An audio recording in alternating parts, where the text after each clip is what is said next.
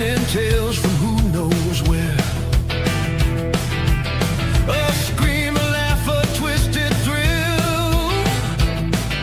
Oh, the radio's hot and the night stands still. Turn it up louder, feel the shiver climb. Oh, the clock strikes terror. Right on time, it's Friday night, mama. Friday night lives, talking horror and drama. It's Friday night, mama. Oh yeah, Friday night lives. Friday night lives.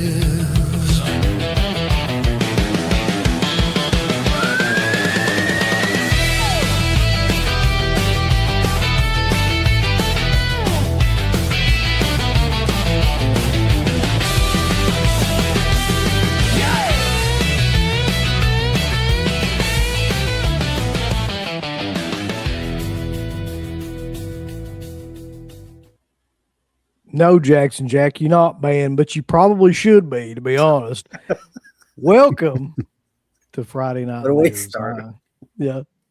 I am Uncle Bill, your co-host for the evening, and to my right is the effervescent stuntman Mark, who I just brought in this time because, you know, he just sometimes he makes an entrance, sometimes he doesn't. He makes a grand entrance at times, and other times he just appears before us like a genie. How you doing, Mark? Doing good, man. Love this movie. And you're right about that. I mean, we got to give that local Kentucky rap group a night off. We can't have them perform the song live every week, you know? That's right. Yeah.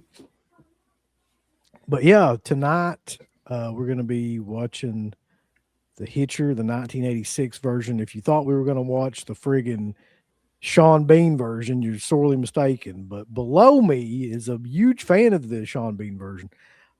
It's Rambo Raff. I know that's one of your favorite movies. You talked about that at length, and It is, isn't it?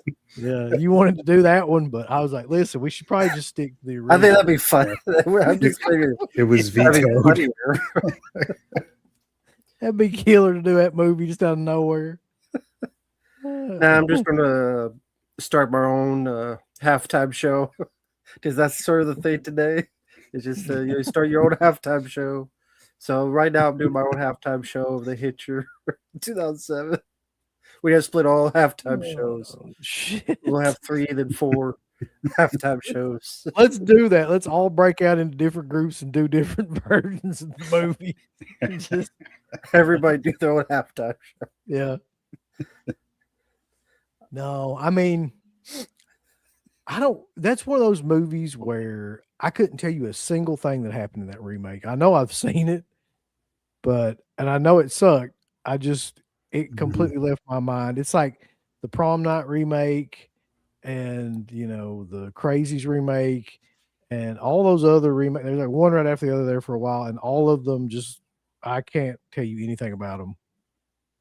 Sadly, that's not the opposite. I guess it's like a PTSD memory because, in all sincerity, the Hitcher remake is one of the worst remakes I've ever seen. So I think when something's that bad, like the Elm Street remake or something, it does stick like a virus. So I remember we'll see in this movie soon enough a great action sequence with the cop cars. But what it was missing was 9 Inch Nails saying, I'm going to fuck you like animal. That's what was missing. That's why it needed to be remade. Or we'll be seeing the ending when the Hitcher, Rutger Hauer's jumping on the vehicle and very intense scene. But it was missing a girl with her titties ready to pop out and a John McClane style white beater shirt, as you call it, just walking in CGI fire, slow motion explosion, pumping a shotgun, but her hair was perfectly coiffed and coiffed, and just looking like, you know, an explosion meant nothing as it explodes behind her. We were missing that, and Sean the Beanie Baby, and we were, you know, missing those vile statistics. Y'all remember when Sean Bean was like really popular there for a brief period of time? And, like, Yeah. there's all kinds of movies with him in it, and they all sucked. Yeah, that was a horrible time for film. Mhm. But those early 2000s remakes were some of the hottest pieces of trash that you have ever seen, man. Like, oh my God. I was watching the other day. Some people really like this one, but I always hated it too. The My Bloody Valentine remake with Jensen Ackles. But yeah, I kind of like that one actually. I don't See, mind it. I don't mind I it. fucking hate Jensen Ackles. Let me just state that first. Yeah, I'm not going to defend Jensen Ackles. I thought you loved Supernatural, UB. Come on. He's fucking just way too much in that. Like, just no expression on his goofy face through the whole thing, just walking through. And the 3D shots, the stuff that was made just exclusively for 3D, it's all throughout that film, and it's just it grinds everything to a halt because you can tell like what. But Wes may like it. Tom Atkins dies. You know. True, yeah, in a very, very spectacular way too. Yeah. It can't touch the original. I mean, I've seen. I just got done watching a Feeders trilogy, so it's like God. I'll watch My Bloody Valentine 3D any day over Feeders. Listen, to The Last Meal. I don't think you can compare Feeders to anything really though. Anything stacked up against that movie looks amazing. I dare anyone to watch all three of them. No, I'm good. Fuck. I'm fucking good. But before we start, in case people ask, rest in peace to Robert Duvall and Tom Noonan. We lost them this week. Robert Duvall, fantastic actor. I know it's not a highbrow movie, but I always think of him for Days of Thunder. Yeah. Not just because it's got Mel Yell in it, but I do like the film. That's it. That's why. That's the connection. But he's always a great actor. Of course, Tom Noonan was the Monster Squad. He was in Manhunter. I always remember him as the Ripper in Last Action Hero. Yes. It's fantastic. But, good character actor. So I think Tom Noonan might be one of the most underrated actors, maybe character actors of all time, really. Mm-hmm. What's the film you think of him in? Well, okay. So you mentioned Last Action Hero. The Monster Squad is the immediate film that I think of him. You know, Frankenstein's monster. I mean, I don't like the movie, but Manhunter. I mean, you can't. I really think he's the best part of that whole movie. To be honest, I love Paper also, Hearts. Yeah, the X-Files episode is amazing. Yeah. But also, I loved him in. I know you probably don't like this movie, Rambo, but House of the Devil. I thought he was fucking great in that movie too. He's easily one of the most effective parts of the film, I would say. Yeah, he was good. He's just so odd and charismatic in every film that he's in that you're just watching him the whole time because you don't know what's going to happen. It's very, especially in that movie too. I thought like there's something really wrong with him, and it's he's a very unique look and a unique type of charisma, and his style and his acting. I mean, always stands out. I mean, even when he does very little, there's some subtle nuances that I can't even really explain in all of his performances that make him stand out, especially in like RoboCop 2 as the drug lord. Kane. Yeah, very memorable. So when Mark says unique, I think he means ugly. Wait, what? I don't, but okay. But he's great character actor. Yes. And Robert Duvall, I mean, the amount of stuff he was in. Mm-hmm. Oh, I mean, Robert Duvall is like, that's an insane career that he had anyway, from Apocalypse Now and The Godfather. I mean, we're talking about huge movies that people consider classics to this day. So Gone in 60 Seconds. yeah, Gone in 60 Seconds. What was that one though, where he was like with Michael Caine? Shit. I can't think of the name Was of it it an now. older movie, a newer? No, it was like 2000s era. Oh, fuck. I'll never think of it. But anyway, Colors. A lot of people mention Colors. Love Colors. That was another really good one. Falling Now, what I down heard, was Mark. the cop. Yep. I heard you didn't like Colors, Mark. The movie. I love the movie. To Kill a Mockingbird. Yeah, people forget about that he was actually in that movie. Oh yeah. I think Secondhand Lines. That's what I was trying to think of. Ah, Yeah. okay. I never saw that. I forgot about that. Let's see. But yeah, I think he was Boo Radley in To Kill a Mockingbird. He was.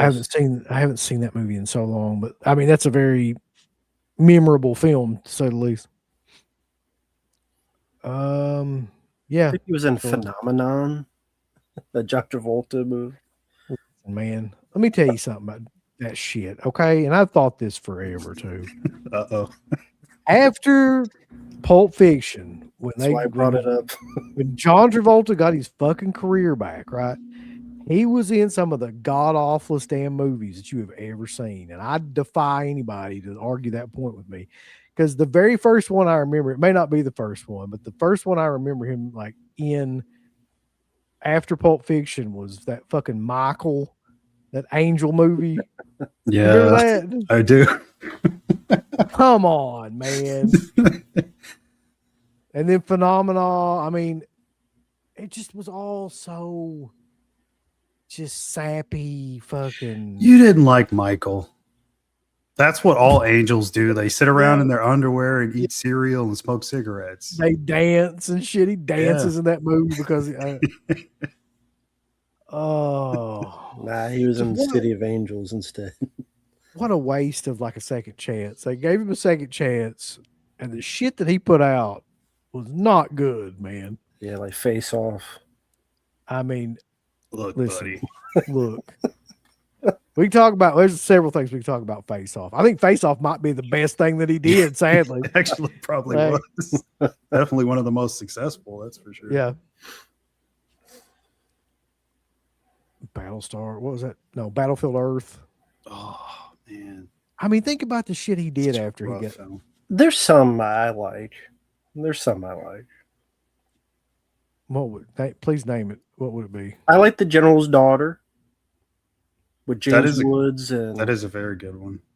I'm not sure. If I I've ever like seen Broken that. Arrow. I think that's a good, solid action film. Mark. God damn, Mark. Broken Arrow is great.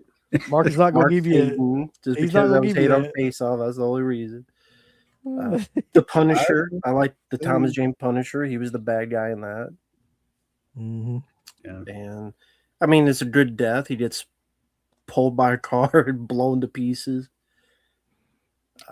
Scratch brought up a good one too. I forgot about this movie. Where he basically plays Bill Clinton, Primary Colors. Oh yeah, Mhm. Get Shorty. I've seen that movie, but I don't remember.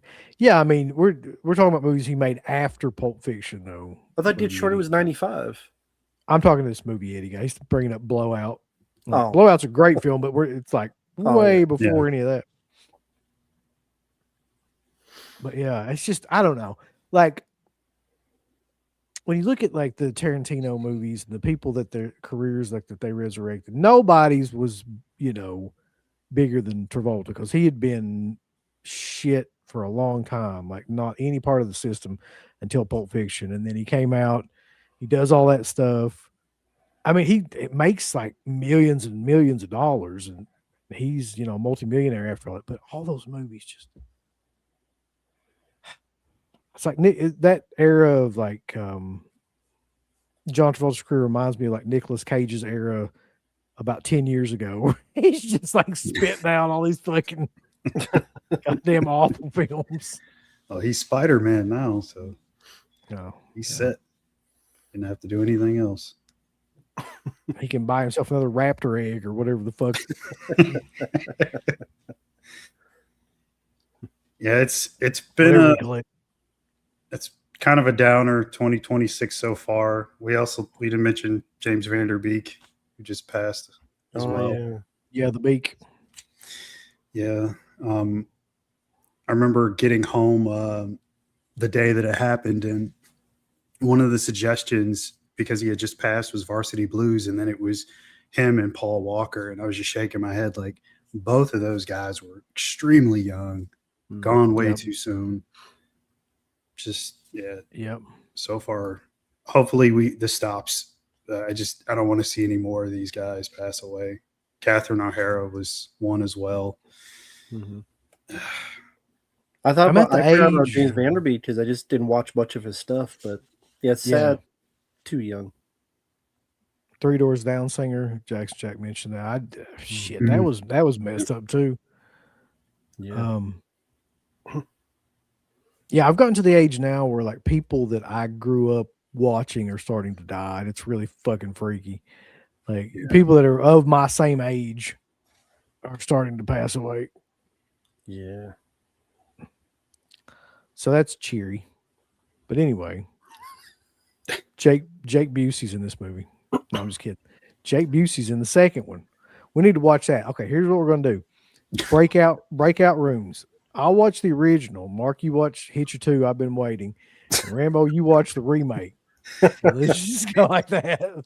Oh, the bad thing is I probably got the worst one. I'd probably rather watch the remake, as bad as it is.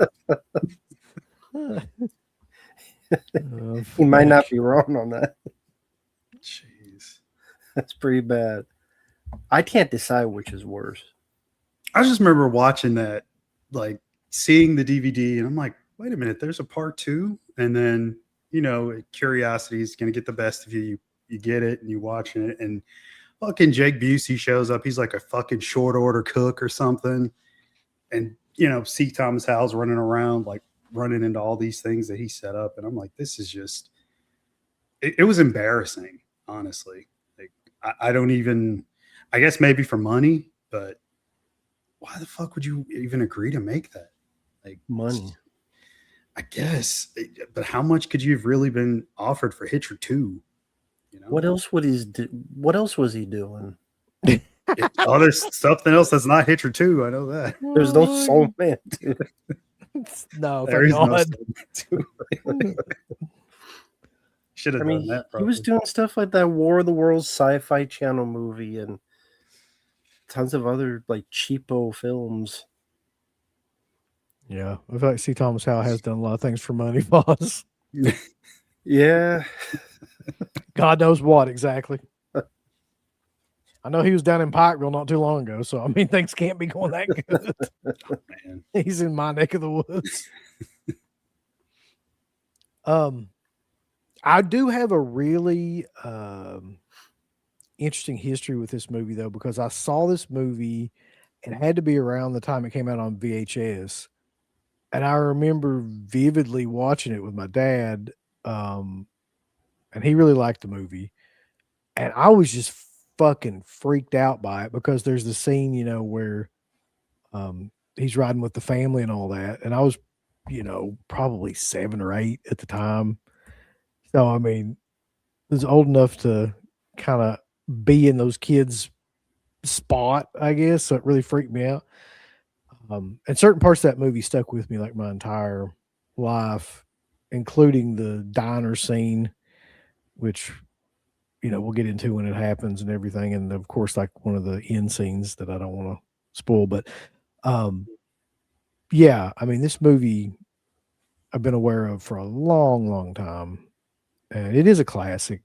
I always think that Rutger Hauer is probably another really underrated actor.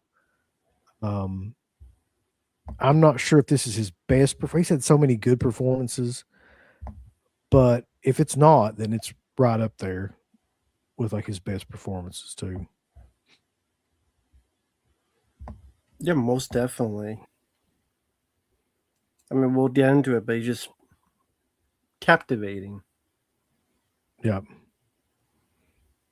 Yeah, I mean, Justin Smith, honest to God, For people that don't remember this movie, and a lot of people probably don't, there's a movie he made in the 2000 era, I think, called Hobo with a Shotgun, and there's a monologue in that is probably up there with some of the best things that he's done. It's just a little crazy trauma-esque like movie, but like he's really fucking good in it. Like he's not playing it like the type of movie that it is. He's playing it completely straight. I always thought that he was great in that movie too. Yeah.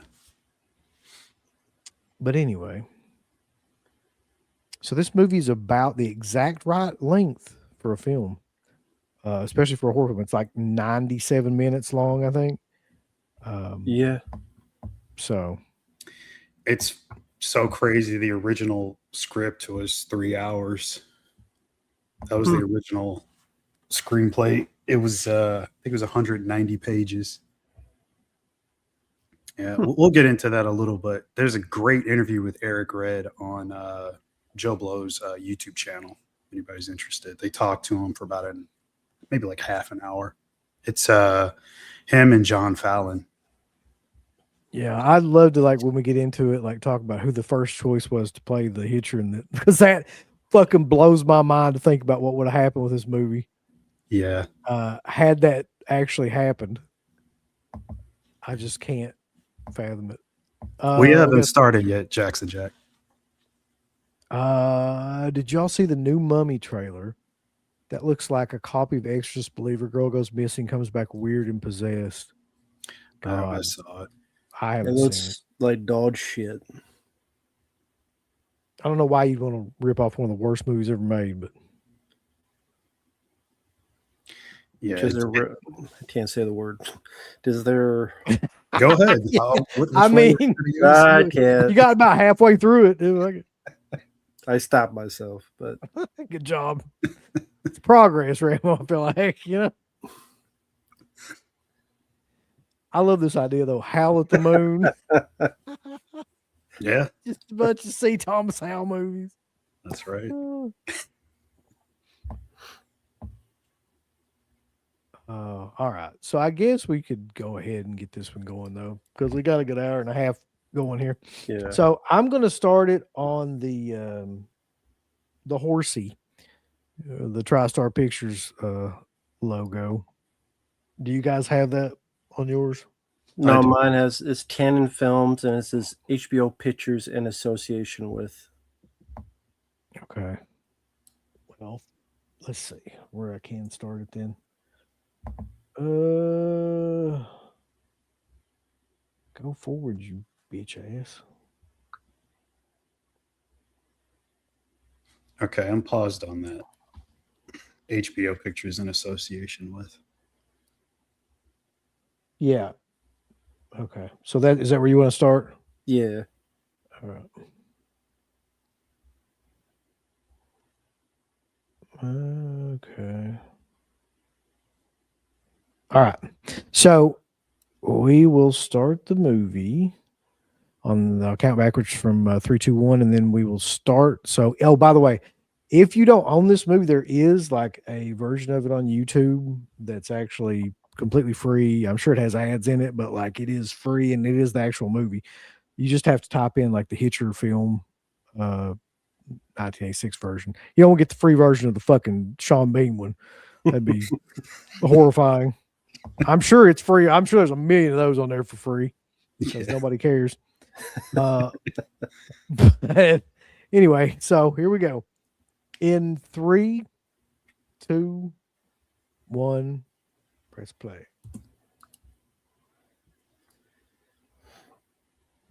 Oh, it's funny though, and you mentioned it had the TriStar logo, which is a company that I don't know when they went away, but I remember like a lot of films back in the day, like the Blob remake and stuff. But I always think of it where it's a really bad movie, but it's a Richard Pryor film called Another You. The only good thing was him saying, "Fucking wings, what's going on? Fucking white horse." But how did you guys first see this film? VHS? I did. cable. Yeah. VHS for me, yeah. And then I wish I could say that I saw it in the theaters. That would have been amazing, but that is not the case. Yeah, I didn't know much about it, but the VHS cover was striking with the rear view mirror and the shadow Yeah. on the road. And I think when I first saw it, I thought it'd be much more of a, not the downgrade, like a cheaper slasher. I didn't think it'd be this like well made, sophisticated. Like from the opening, like it's such a good looking movie. Yeah. Mhm. Well, the cinematography and the fucking landscape is amazing in this movie. Yeah. Yeah. Like you don't see films look like this anymore or look this good anymore with the No. Yeah. Where was it shot, Mark? Do you know off the top of your head? No, not off the top of my head. It's got to be somewhere in like Nevada, Utah, something like that from the landscape. Yeah. I remember Eric Red talking about him getting the idea for this from doing this very same thing that C. Thomas Howell's character does in the movie. He does a drive away, and he starts to think about what could happen. And I know the Riders on the Storm song was like played a part as well as like somewhat of an influence. Yeah. But yeah, Eric Red's written quite a few movies that I really like. Of course, Near Dark being probably my favorite next to this. Bad Moon is another good one. Bad Moon is really underrated werewolf. Yeah, film. Blue Steel is very Blue Steel's solid. great. Blue Steel cracks me up though every time I watch it, just because fucking that performance. Like, I mean, Jamie Lee Curtis is great, but you don't expect Ron Silver to be that insane That insane, yeah, in that movie. It's just like makes me laugh every time. yeah. As somebody mentioned in the comments about the director Robert Harmon, he didn't do too much else that was ever as good as this. The Nowhere to Run movie with Van Damme, which I believe was 93. Yeah, beginning of 93. Mm-hmm. And then I think it was movie Eddie said he did Highwaymen, which does not in any way connect to this film. It is sort of a road thriller with a serial killer. You guys have seen that film, right? I actually saw that in the theater, Highwayman, Jim Caviezel, I haven't Rona seen it. I Mitra. don't think I've seen it. And Comfior is the killer. Yeah, he was like all geared up because he was like all broken up. So he had all these braces and stuff, and he had like a Mad Max car or something. Yeah, it's the only other film that I could think of besides Death Proof where the killer uses his car as the weapon to kill people. Yeah. But yeah, Bad Moon, you mentioned that. I do like that film. Yeah. Like you said, a pretty decent one.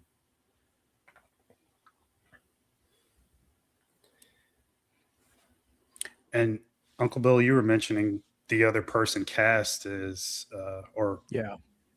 for Rutger Hauer's role for John Ryder. Was it Sam Elliott? It was Sam Elliott. I'm just like trying to imagine fucking Sam Elliott in this role, and I cannot do it. They said he was amazing from Yeah. his audition, that he was terrifying. And I saw conflicting things about why he didn't do the role. One thing I saw that it was a pay dispute, some disagreements over money. The other was he'd signed on and he dropped out last minute due to scheduling. And then there was another reason. So I'm not sure which one exactly it was as to why he didn't do it, but worked out for the best because Rutger's fantastic. This whole exchange here is just when he gets into the car and everything. I gotta admit, C-Tom is a pretty shitty driver because catch how many times his eyes are not on the road. I know he's He's like- basically. Well, that's how I would be too. I'd be like, "Oh fuck, I'm fucking get stabbed in the neck." Was there ever a time you picked up a hitchhiker in any Dude. way? I have multiple times, and like, Okay. This One never time- popped in your head? I don't think this movie ever popped into my head, but like I have had a weird experience with a hitchhiker. I'm pretty sure it was on drugs of some kind, but like Oh yeah, I know about it now. What happened? it's just probably when I was in my early 20s. I just picked up a guy that was on the side of the road. He was like an older guy and he was tweaking or something. And he got in there and started like twitching and shit on me. And like, was talking about God and all this stuff and quoting the Bible. And so I let him off about like a half a mile from where I picked him up at. I was like, listen, man, this ain't gonna work out. Got him a half mile down the It might How road. have did you been- break it to might him? have been- Like, 2 miles down the road. It might have been 2 miles or so. I don't know. how did you break it to him? Like, listen, dude. I was you just need like, to well, get this the is this is I'm out of gas. my last stop.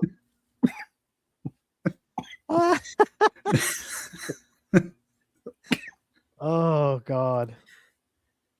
You're and I too never weird, have you picked just need up- to get the fuck out of here. I never have picked up another hitchhiker since then either.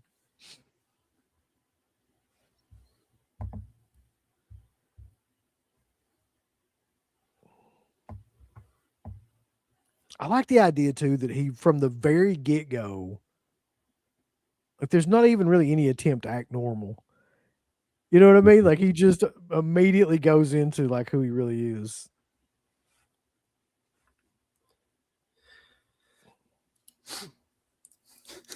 Yeah, the character he plays is a very interesting character because I think that's one of the things that I love about the film is that you do form a lot of theories on who John Ryder is or isn't, and it just depends on Yeah. where you wanted to go. Is he even real? Is he not real? Was he a former soldier? Was he just a guy that is wanting to die and wants someone good enough to Yeah. do it? Or Somebody that he sees as worthy. yeah, or Mhm. it's just I don't know, just a complete nutcase. I mean, he's a nutcase, but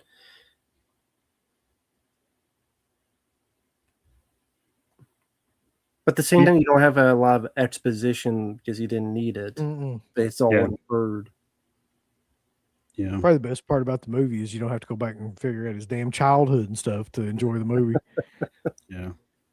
And you could kind of play that game of guessing each time you watch it. You probably think of something else like what his background could be, but it plays really well into the movie that you know. I was very like, because I love Rutgers style. I was like, he's not going very far. I took his Yeah. leg, Yeah. his head, and I'm going to do the same to you.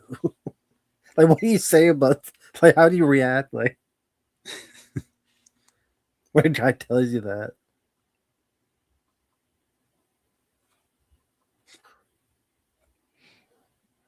A little bit of homoerotic tendencies too when you grab him Yeah. in the crotch. I was going to mention that. So I've heard that so many times throughout the years. I never picked up on that, but the film was apparently some sort of a secretly homoerotic Well, allegory throughout the they're entire always film. like they're always trying to shove the homoerotic angle in on all these well, I movies. think Yeah, because it has scenes like when Rutger Hauer's being interrogated, Seatow's house spits on him, and he like rubs the spit like over his face. I, and kinda- I feel like he's just doing shit to make him uncomfortable. oh more yeah, than it I is think like- that's what it is, but yeah. that's why people go towards that. yeah. I Because mean, I think it's just people looking for something that isn't there. Yeah.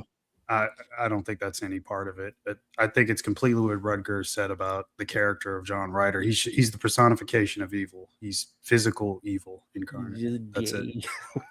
gay. Oh yeah, that's who I guess. He's the personification of gay. Oh shit.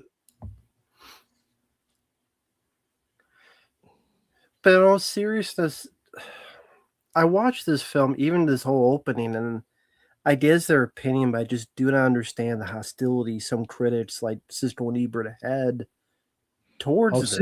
Ebert gave like 0 stars or something like that. It said it was like Yeah, one of the they worst both films. did. Yeah, they I have both no hated it. idea, man. And they complain about stuff that's not there because it's not a gory movie. Mm. I mean, the big scene which we get to, you don't see anything. It was It's like, apparently a yeah. much gorier film though originally. There was like decapitations and a lot of other gore that He- got edited out of it.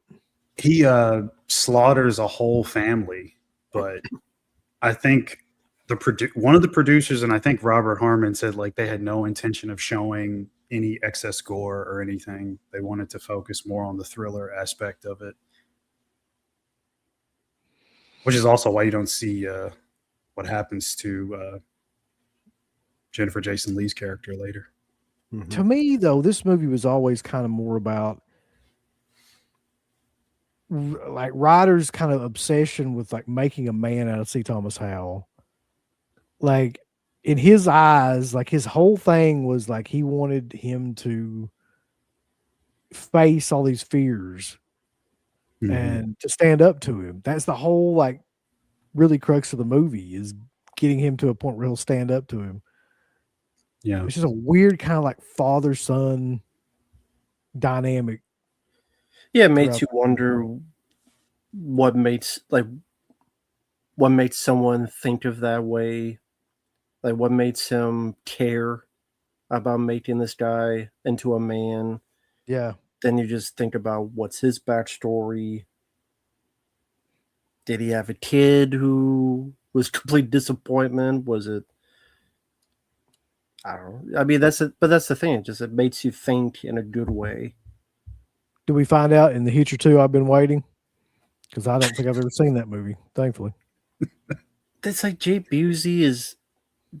They don't tell you either he's the son or he's a reincarnation, and like they try to imply both or either one, and it's just a load of horse shit. It just it's awful.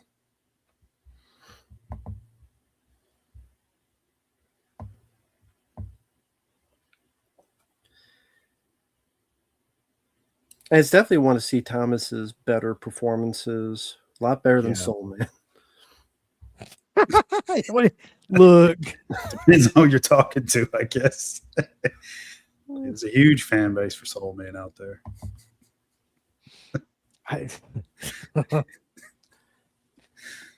Really good camera shots in here too. I mean, they definitely took care into it, and I do wonder how many people saw this thinking it was going to be your typical slasher film, because The Hitcher definitely has, it's a good title, but definitely infers there's going to be much more of that. And there's something so creepy too about the fact that like you can't get away from this guy. no, Like that's another thing. Like no matter what he does, like Yeah. he's faced with the other guy. So it's like a slasher movie, but not like it's a road slasher movie. Yeah. and at times it seems like he's superhuman, where it's like he's everywhere. He takes out a whole police station by himself. So he's John Wick or something. But it's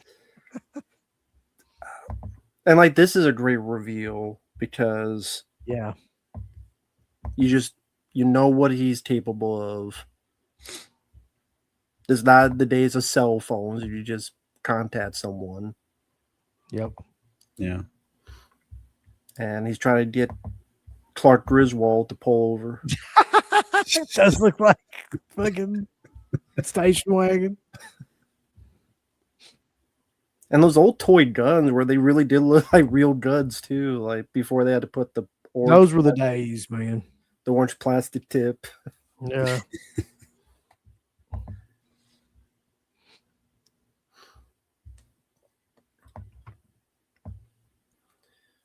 But I mean, his character's clearly enjoying the cat and mouse. I mean, Yeah. he loves tormenting him, and he must have seen something in him. Like he's kind Well, of it like seems like this is the most excitement he's probably gotten in a long time. That usually it's an easy kill. exactly. But wow, someone finally got one over him, and Mm-hmm.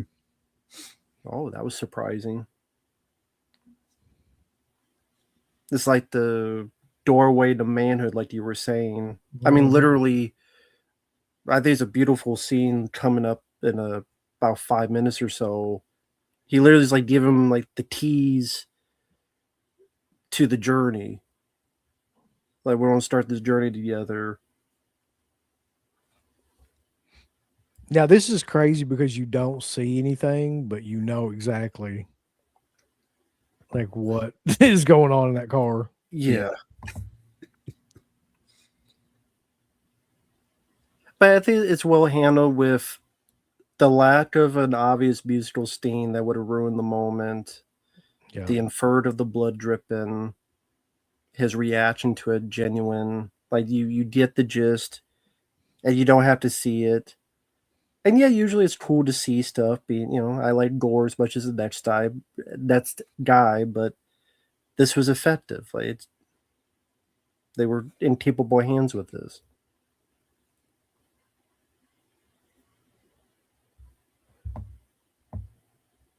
And that was me after watching Soul Man, puking. It made you physically ill. Yeah. That movie sucks ass, by the way. Just objectively, like that movie is Yeah. awful. I wish the gimmick could have carried it, but it just didn't. Yeah. God. Matthew Horror sent you a super chat. Matthew Horror says, Uncle Bill excited for Living Dead weekend. Look, buddy, you're gonna have to quit talking all that shit about Slippy because you're making him uncomfortable. We can't have that shit. But yeah, I am excited about Living Dead weekend. If I get to go, hell damn, well, it's fucking.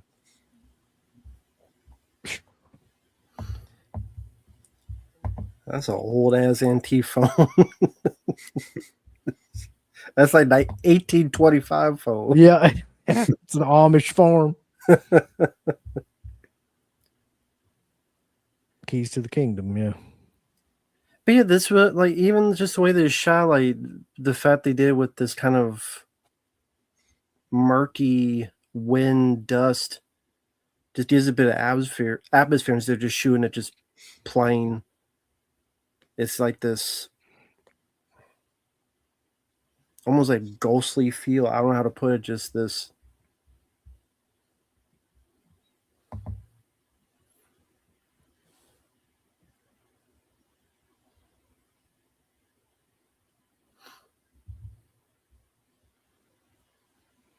No, you're right. It does have like a real haunting kind of feeling to the whole movie.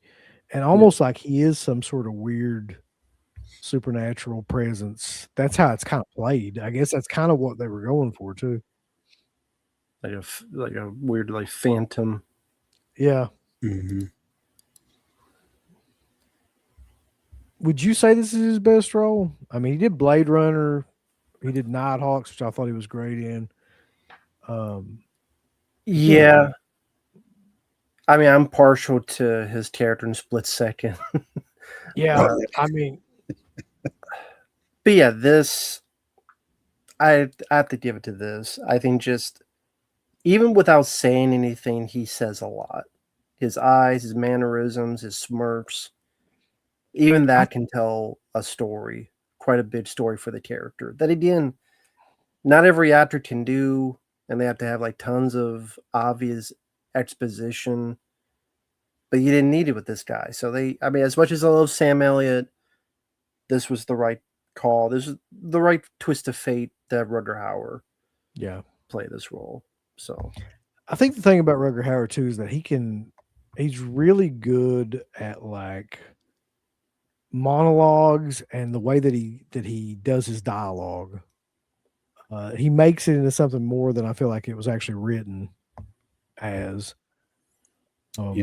That's one thing I've noticed about him. Pretty much all his movies, he'll have a couple of lines where they're like really stand out. They're really memorable. mm-hmm.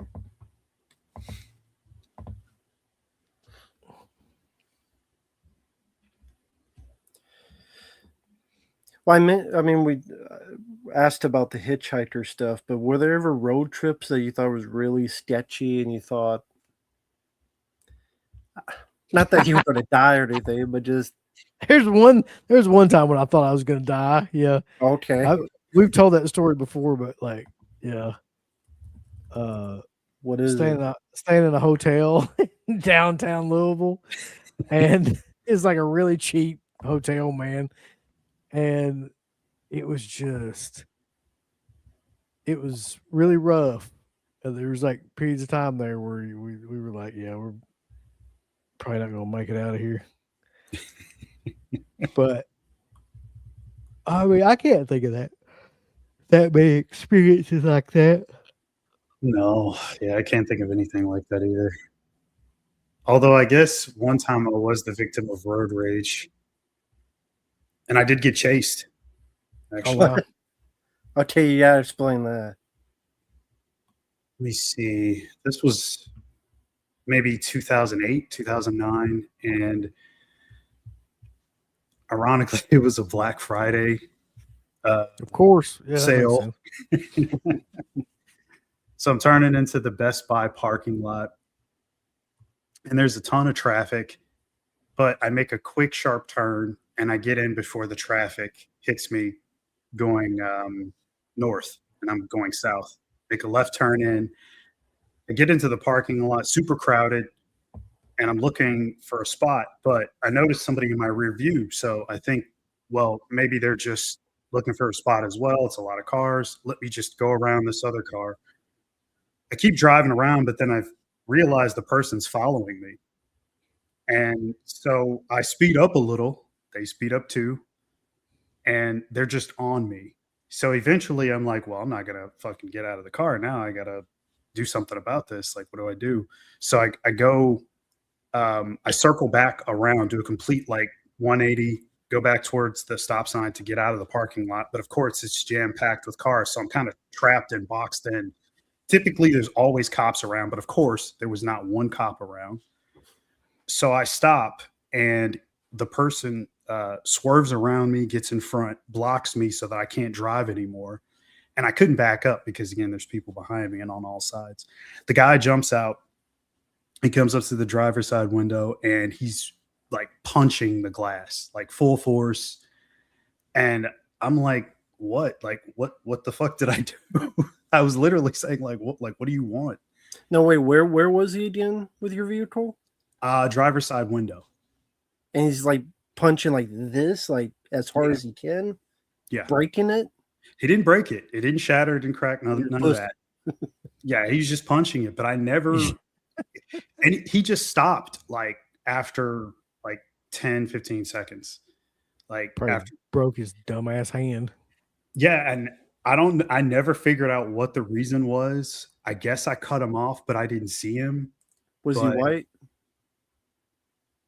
I don't think so. Maybe. He saw a black guy and said, I better not do this, I'll be killed. It was nighttime. So What the fuck? he might have been Mexican. I don't know. I can't remember. No. Twice. Yeah, he was. You should have ran his ass over, Of, Mark. You just backed up like he was yelling a lot of Bring him out. expletives that I can't repeat on here. Oh. Yeah, it was not a good situation. So he's punching, he's not breaking the glass. He Mm-hmm. gives up after 15 seconds. He just gets back in the car and leaves. He had like his wife or his girlfriend with him or something like that. And he, I guess she was like yelling for him to stop. yeah. And so he just did. But I wasn't even scared. I was just more like, what the fuck is going on right now? I was just more flabbergasted by the whole thing than anything.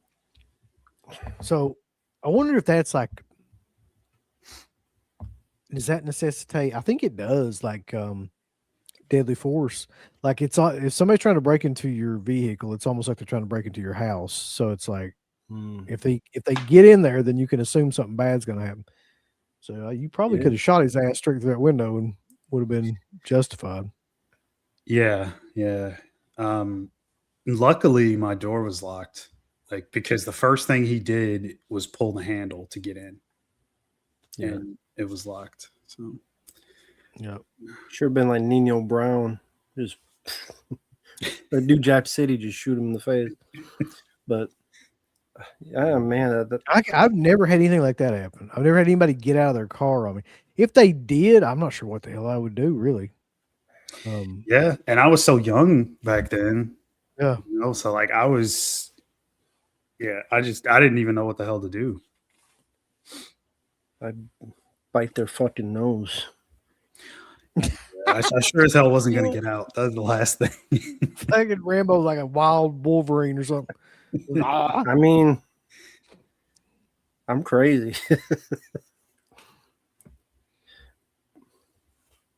Anyway, that brings us to Jennifer Jason Leigh, who's also an incredibly underrated actress. Yeah. She's great in almost everything she's in. Mhm. What would be the film that sticks with you most for her? You know, oddly enough, it's probably The Hateful Eight, but also Fast Times for obvious reasons. Yeah, of course.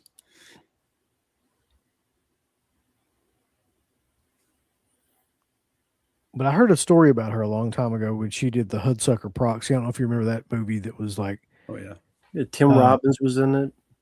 she has like a photographic memory and she could memorize like all that dialogue just by looking at it. And then she would just recite it perfectly. Because if you remember that movie, her character is basically like talking like a 1920s style, you know, like really fast. And she just has all this dialogue. And they said that she could just like spout it out like without messing up. Mhm. Yeah, I think one of the reasons she said she took this role was because she wanted to work with Rutger Hauer again. The year before they had did that movie Flesh and Blood, Oh yeah. but she's memorable in just about everything. Eyes of a Stranger, Oh yeah, I forgot that's good.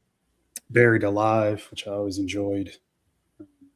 The Tim Matheson one? Yeah. Okay, yeah, I like that one. It's a TV movie. Mm-hmm. Yeah. There was a film she was in I couldn't get into though. Existence. Oh, Existence. Cronenberg, yeah. Yeah. That's That a one I'm weird, like, that's come a on. weird fucking movie, man. That's like even for Cronenberg. Yeah. And you know, I've seen Crash and all the other stuff and the newer stuff that he's done.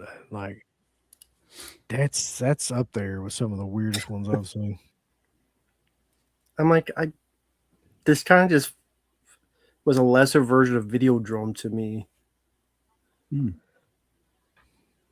Of course, this is going to be the finger French fry scene, of course, which This is the scene that I always kind of like remembered for some reason from being a kid. It was supposed to be an eyeball in the burger or something, but they switched it to a finger. I know that's one of the things that for some reason they thought that would be graphic, but a severed finger's okay. I feel like the figure probably works better somehow. Oh yeah, it definitely does. Although for me, this is like the weirdest I've ever seen someone eat French fries, because it's like he picks one up and then he drops it. They just takes a bite and he lets it go, but he doesn't eat the whole thing. It's too busy staring at Jennifer. It's like he doesn't finish the whole French fry. He just eats a little bit of it, then he drops it. Then he eats a little bit. Plus, he picks up another French fry and ain't even finished the other one yet. Yeah, No I know, asshole. it's like, finish the one French fry. He's See, nibbling on it like a right? fucking gerbil. They just drops the thing. I'm like, if I have a French fry, it's shoveled in my mouth or something. He's So been that, through- you know, he's you- been through a lot though. the reveal. He's like, Oh yeah, this guy, Billy Greenbush from Jason Goes to Hell. He Billy also plays a Greenbush. cop in that as well. Oh yeah, she ain't had a taste of the dude yet. Yeah. He was the dad in Critters as well. Yeah. Oh, and then Gene Davis as well, who's also the killer in 10 to Midnight. And in Messenger of Death with another Charles Bronson movie he was in. What's his name again? Gene Davis. I knew he looked familiar. I forgot he had 10 to Midnight. so is this guy the cop? No, he's not the cop that turns into that Jason possesses, is he? And Jason Goes to Hell. He's the one that at the end when it's like she doesn't know who is possessed, and she kills the wrong one, and the one she kills is Billy Greenbush. I think in the police station he did like hit in the nose. Yeah. Mhm. There's no way that that's his worst movie to me. What's that? Jamarl? No, Oh no, No, he's got a couple that are much worse than that. one of them that's in there. A lot of people would say it'd be Dracula 3D. That's what I was gonna say, but I know It's not that bad. So. Yeah. I forgot about that movie. Dracula 3D. I mean, he was in Buffy, the original Buffy. That's not a great movie, by the way. It's okay, but like, it's not a great movie. What about Turbulence 3 Heavy Metal? I've never seen that, Rambo. I Had have to no idea. pull that up. That's like a plane, and there's like a heavy metal band playing on the plane. And I think like bad guys take over it. I think he's like the pilot or something. It's terrible. That The was like one a I was- direct to DVD movie, right? No, I won 3,000 theaters markers. Turbulence 3. The one I was thinking of was, I mean, rest in peace, the director. Rambo's such Albert a Pine. dick. 3,000 theaters. Sorry. No, there was a film called Blast, which Albert Pyron directed it. It was Die Hard at a swimming pool. Lyndon Ashby, who played Johnny Cage in the 90s Mortal Kombat, was the star. I think Andrew Divoff or someone like him was a bad guy. Pretty much all Roger Howard did was be in a van and talk over like one of those roles. So they're in a swimming pool, but they can't get out of the swimming pool because terrorists have them like. Yeah, it's like a swimming pool, maybe for an Olympic team or something, and they take over a Jesus swimming Christ. pool, which I guess because it was cheap to film as a swimming pool. And then he's going around this, facility. It sucks. Yeah, that might take it. Just by your description of it. I that think might Kato actually- Lorber or someone released it. Or maybe MVD released it on Blu-ray. You pick it up if you want, folks. Blast. Creative title too, Blast.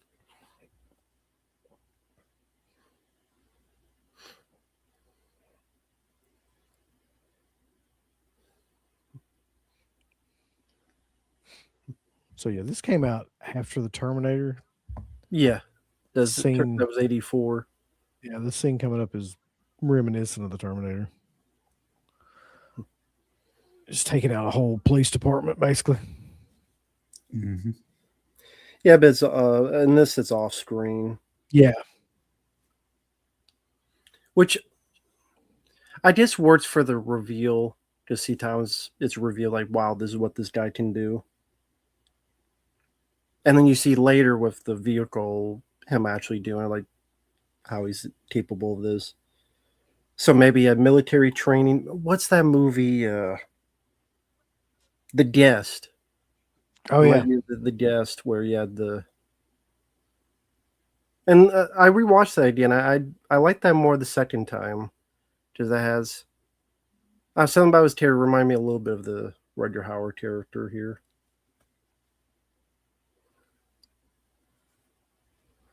But that's a pretty good one for those that haven't seen The Guest.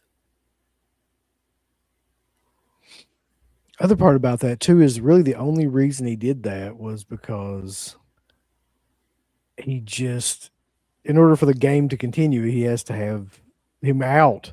Right. He can't be locked up. Mhm. So it's really all in service of just fucking with him. Like, Yeah.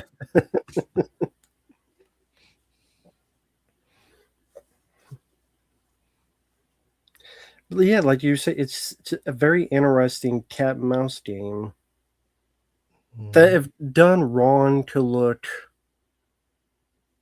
like, if this was performed badly, directed badly, you could go into it's unrealistic or it's this and that, but yet it doesn't matter in this. It works. I don't know if it's just because the level of competence behind the camera, because of the performances, combination of both. I mean, I just see this done horribly. Well, I guess that's the remake, but I mean, like in other I was going films, to say, that's exactly what I was going to say. It has been done Yeah. horribly. I would kind of want to forget that it exists, but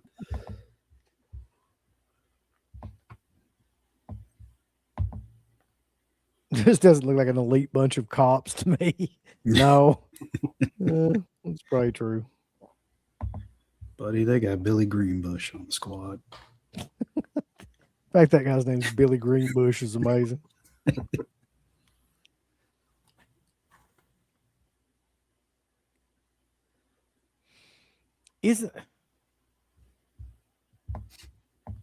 During this scene, isn't there just like a random ass dog in this somewhere that's like, Yeah. when he finds the cops, yeah, the dog's licking the blood off the neck I always of the cop. remembered that for some reason too. Well, I mean, because like the dog's like kind of being friendly, but he's still licking blood, and I mean that's this tangent, but think about how many people they pass away, and then their pets Oh, find out no. their pets have eaten them. Speaking of which, I don't know why, but I actually watched Primate Okay, the yeah, other day. Have you seen it, Rambo? not yet. I soon. Okay. Mark, have you seen it? Not yet. Okay, listen. That movie, to me, and I know some people are going to hate that movie, so it's like whatever.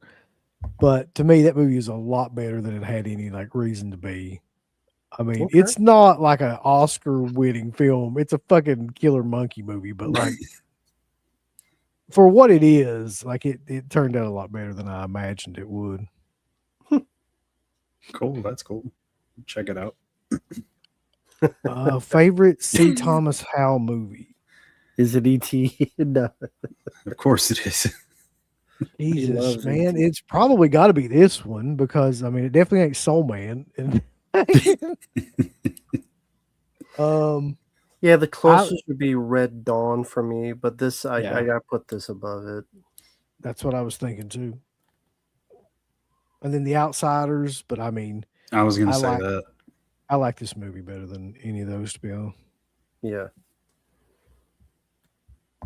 I always wonder like those weird marks on the cell wall. It's like these black marks for some reason. Like someone have a fire in there or something. It's just these weird black marks on his jail cell before like someone took a dump on the wall.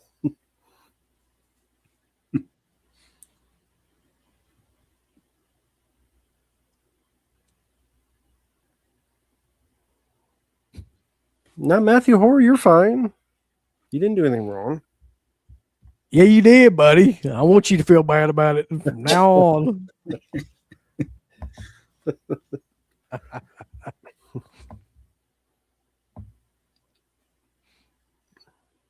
Was there ever moments you guys had issues with the cops for any reason?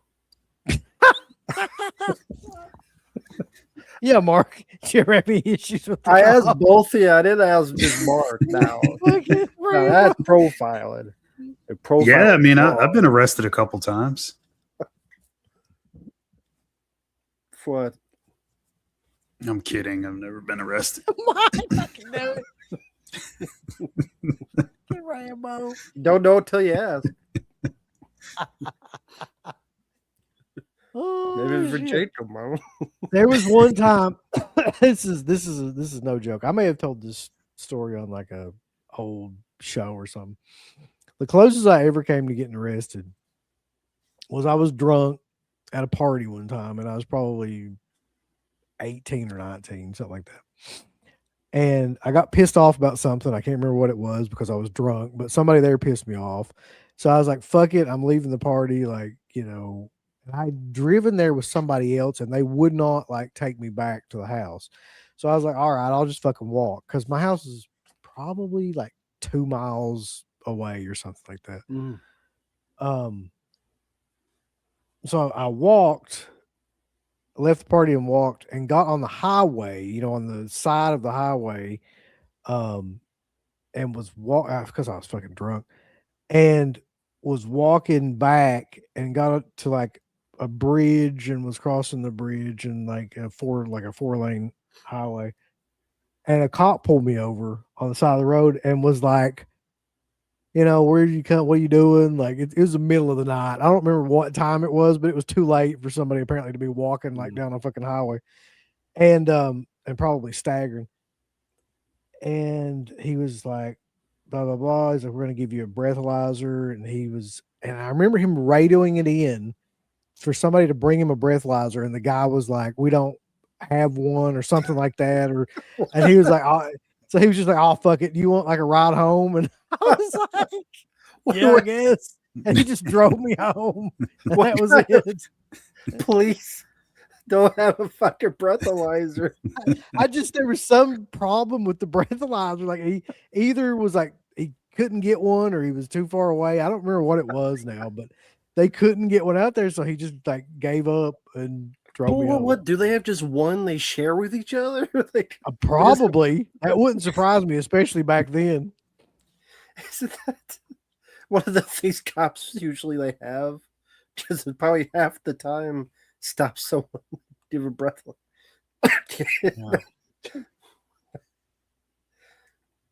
But I mean, you were being responsible. You didn't want to drive home drunk, so like, what else could you do? I probably would have, Rambo. I just didn't have a vehicle. I was too drunk to give a shit at that point.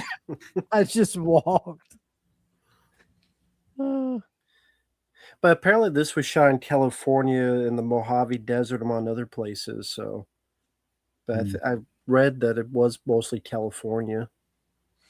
That's what I was thinking, but I wasn't sure 100%. Because I remember Mojave Desert was one of the places.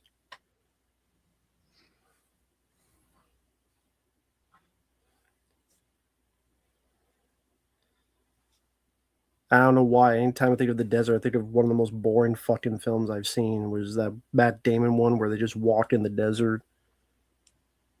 I forget what it's called. I think Gus Van Sant. Yeah. It's like they just walk in the desert for nothing and then they die. Man, You don't like deserts and sand much. You don't like Dune either. Oh yeah, like that one guy like got pissed. I didn't like Dune 2, even though I haven't seen it. I haven't even seen the film. He knows you'll hate it. I give a fuck about Dune. Who does give a fuck about them new Dune movies? Damn. Like it's like Avatar movies or something. Charlemagne, what the hell his name is? Fans.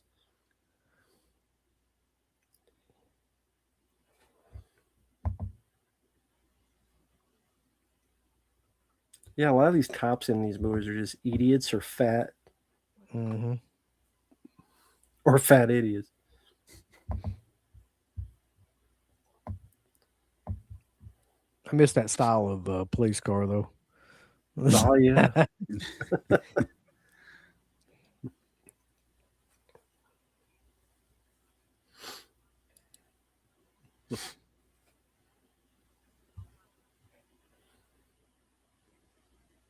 See, now this is why they To be probably fair, have the wall.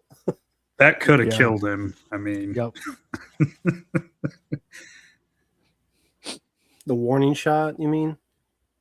I mean, shooting the driver and just letting the car fucking roll down the road. Okay. I'm not there yet. Oh, okay. Where I'm at is he's got the gun behind the guy's head in the car. Yeah, that's where I'm at too. Okay. With the CB radios. Do people still use CB radios? Not that I know of. I'll bet truckers are the only ones that really do. Okay, now I'm there. Yeah, you're right. Like that was a fucking. I mean, took a big chance that he would survive that. Exactly. Yeah.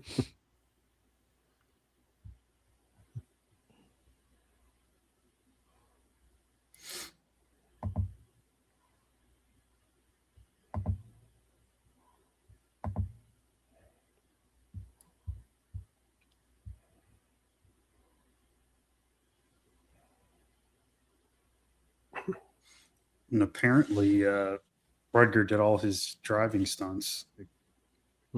Oh The yeah. majority of that was all him, and a few other stunts as well. Yeah, I Like remember the, reading something where it said that he was really, really good. Actually, like Mhm. the stunt drivers were impressed. Yeah, I think the bit with the shotgun, like when I think he dives through the thing with it, and I think they said like he chipped his tooth with the shotgun. It was so Yeah. heavy. So now he's just going to kill himself. That's nice. Yeah. Little adversity, and he just wants to kill himself. Thank you for that, Cito. I'm sorry, unalive himself. You're not allowed to say that. Oh yeah. God. Get upset. Get pissed. I just hate the world now. It's just the silliest shit.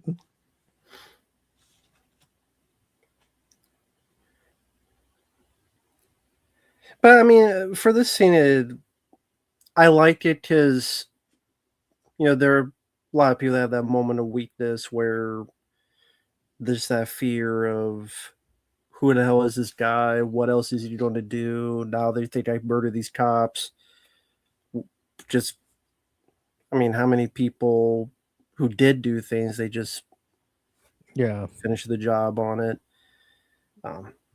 But go back to Mark when he shot the driver. Maybe that's like another challenge. Let's see if you can survive this. Let's see if you can stop this car. Like these series of mini challenges. But then in Hitcher 2, C. Thomas Howell just dies like a bitch. Negating the whole fucking thing. I forgot about that until you mentioned it. He just dies like halfway through, and then Carrie Wooer just. Oh my God. Are you serious? When the fuck they just bring Carrie Wooer out in those like 2000 movies? She's they're a couple. Then she becomes the lead after C. Towers gets killed. Well, I mean, just that film sucks dick. It does. It certainly does. So really, this movie is just like an extreme version of Fear Factor, if you think about it. There's all these challenges, but like just a lot of murder. I didn't think of it that way, but I guess yeah.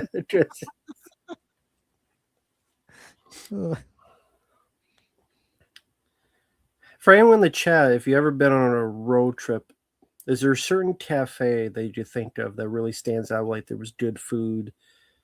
Because I don't know, sometimes I watch these like channels that this cafe you never heard of, they have like the best pie or the best whatever. Just see if anyone in the chat, if there's been any experience that you never heard of this place, but it had like the best whatever.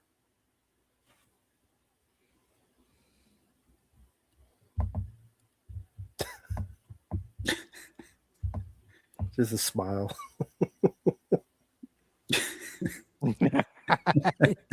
Yeah.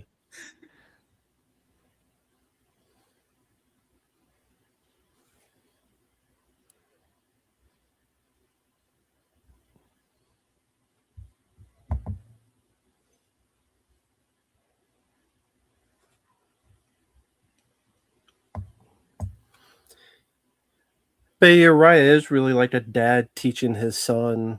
This really is kind of moment where, like, the gun's not even loaded, all that stuff. Rutger Hauer doesn't give a fuck at all. Like that's what makes it great. He's trying to be a badass, but he's not intimidating whatsoever.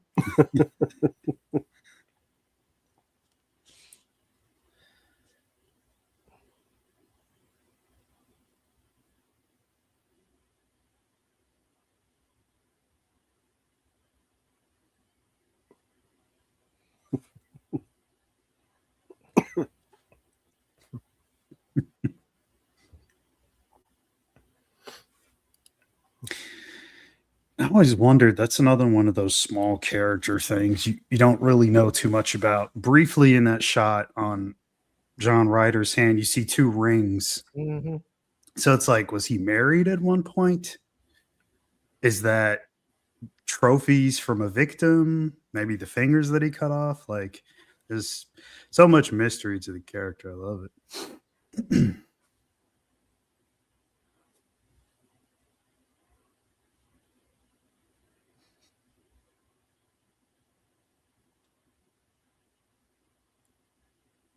You're about to kiss him.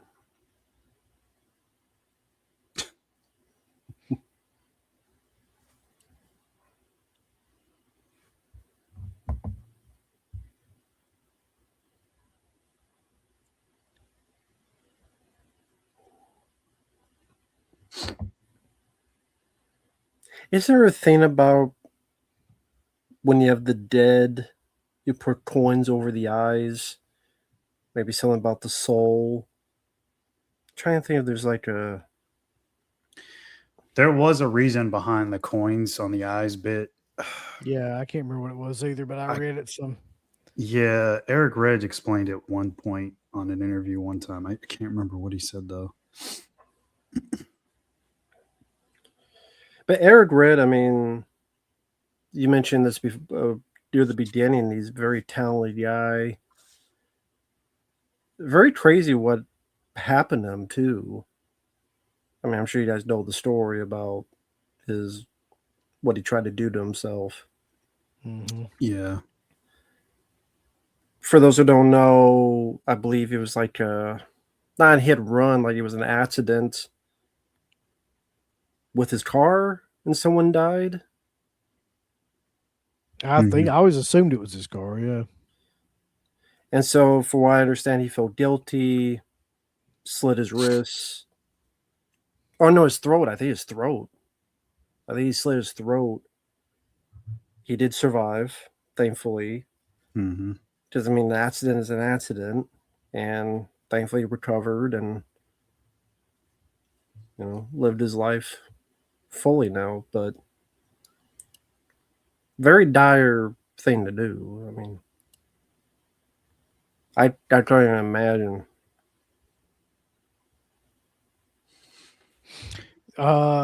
People on here putting places on there, you're talking about diners and things like that. There's a place in West Virginia, I think. It's not far from here. It's called Hillbilly Hot Dogs, which is actually really good. Weird little like diner stop that is decorated like, I think it's a school bus or something. Like you walk in, but it's all decorated like with all this, hillbilly style stuff. But it's actually really good. Do you remember any specific entrees or stuff you would get there, or just everything was good? Wainers. It's all wieners. That's it? Nothing else? Just wieners. Okay. All day. I'm not going to say any jokes about it. Yeah, just What? That's what it is. It's all wieners. I know. I'll leave that for Wes.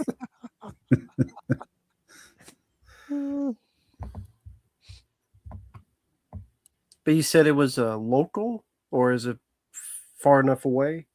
It's a little ways away from where I'm at, like probably an hour, something like that. Okay. Locally, there's not a lot of diners left around here anymore, man. They just don't stay in business. There used to be. No, no. Is it because you think people just more towards the fast food? Yeah, everybody eats fast food now. There's a million places like that. The only place around here anymore is called Billy Ray's, and it's a diner, just like a regular diner, but like it's gotten kind of shitty over the years. It used to be really good, but like it's expensive as hell now, and the food's not nearly as good. I mean, that's kind of maybe it's inevitable, but it's kind of a shame. But I mean, I'm sure. Yeah, I mean, all of the sit down places, and there used to be a ton. Like there used to be just diners and restaurants and things like that. They all went out of business years ago.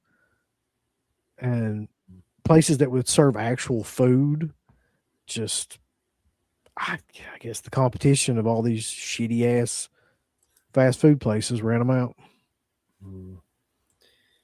Yeah, they're probably faster, cheaper, and not as good, but people want the faster and cheaper instead. Or they recognize the name, so they just go towards the brand name.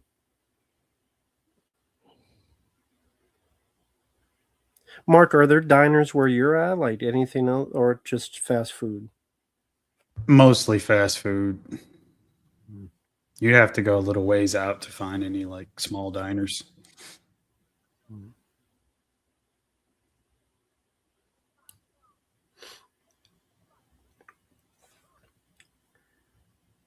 I remember riding a bus, the Greyhound bus. It was one of the worst experiences of my fucking life. I can't imagine you on a bus, Rambo. That's just not something that I could ever think of. And the thing is that once it was a trip from here to Iowa, and I don't know if this is what happened, but I got so sick. I might have had the C to the O to the VID. I might have, because that's how sick I was after it. Or it was just dirty ass people who don't wash their hands or ass. But I just remember being so sick. I've never been that sick before. And I'm like, yeah, man. Then you're waiting the bus station. There's nothing there. It takes forever. People don't know how to wash or deodorant.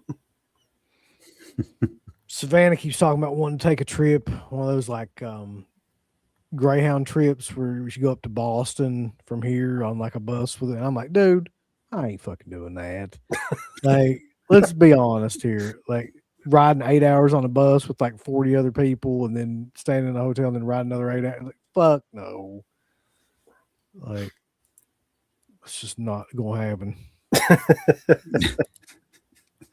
Because the seats really aren't that comfortable. And then I thought it was the bus where it'd be like a little TV or something. It wasn't. So there's nothing there. You plug your phone in, it doesn't charge half the time.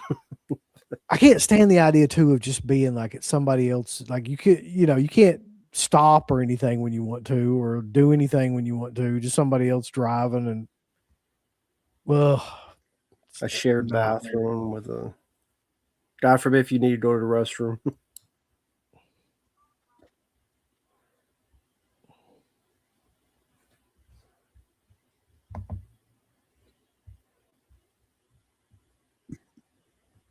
And this is a great sequence coming up right here.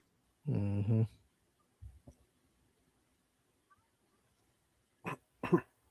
I mean, it's a little ridiculous given what John Ryder's using to shoot with, but still fun. Hey, John Wick.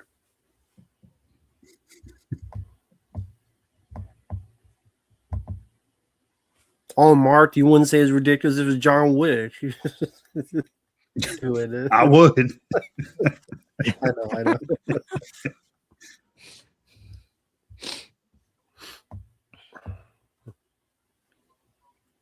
But see, it needs this 9 Inch Nails song. That's what's missing. I couldn't believe that when I first. I mean, I didn't expect anything, but I definitely didn't expect to hear boom, boom, boom, fuck you like an animal. Because I'm like, how does that fit? But Michael Bay did produce it, so I guess it does make sense. That whole movie doesn't fit. Maybe up someone's ass. That's where it belongs.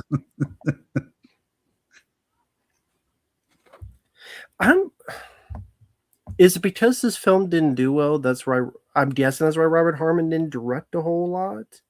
Just, I mean, you mentioned Nowhere to Run, Highwaymen. Mm-hmm. It's sad he didn't do a whole lot because he, just the way this action scene plans out, very talented. Mm-hmm.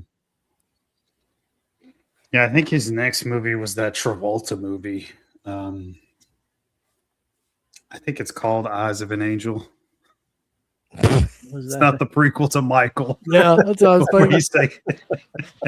He's dancing around with wings and shit. God.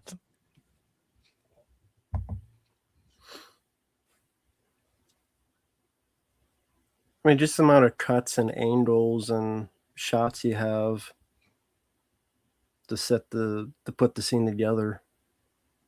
Yeah.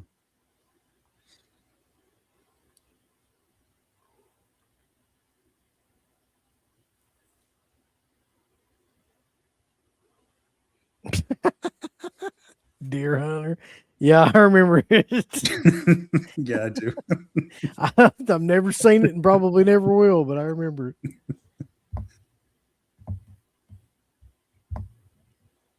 I don't even want to ask what that movie. It's I'm one of guessing those the title. Asian films, that Yeah. Cat 3 Oh. kind of style. Okay. Gotcha. Kind of stuff that Steve probably cranks his hog to at night. You know what I mean?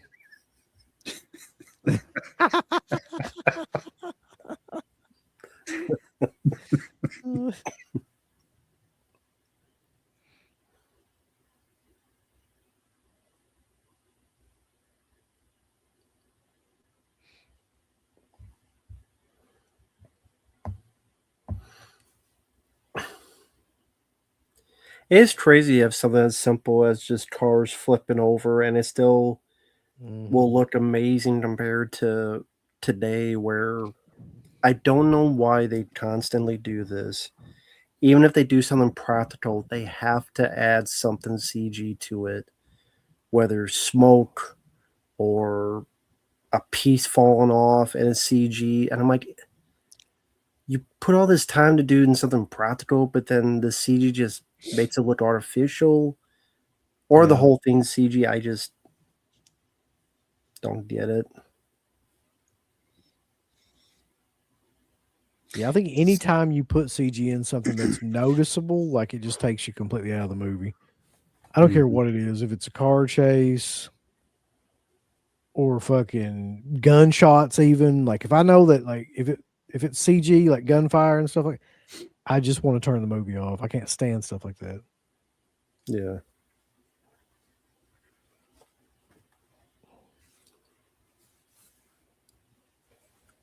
I always heard that helicopter stunts were like the most dangerous stunts you could do in a movie. I would. Clearly. Oh I yeah. would think so. Yeah. I mean, there's just so much that can go Yeah. wrong.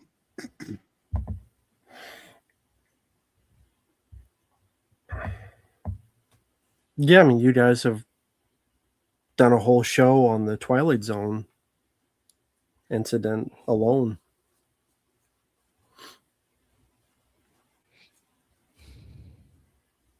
Fuck John Landis.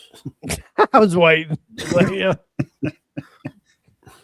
Timestamp. Mine's backwards. Do y'all have a timestamp? I am on 103.50. That's pretty close to where I think I'm at.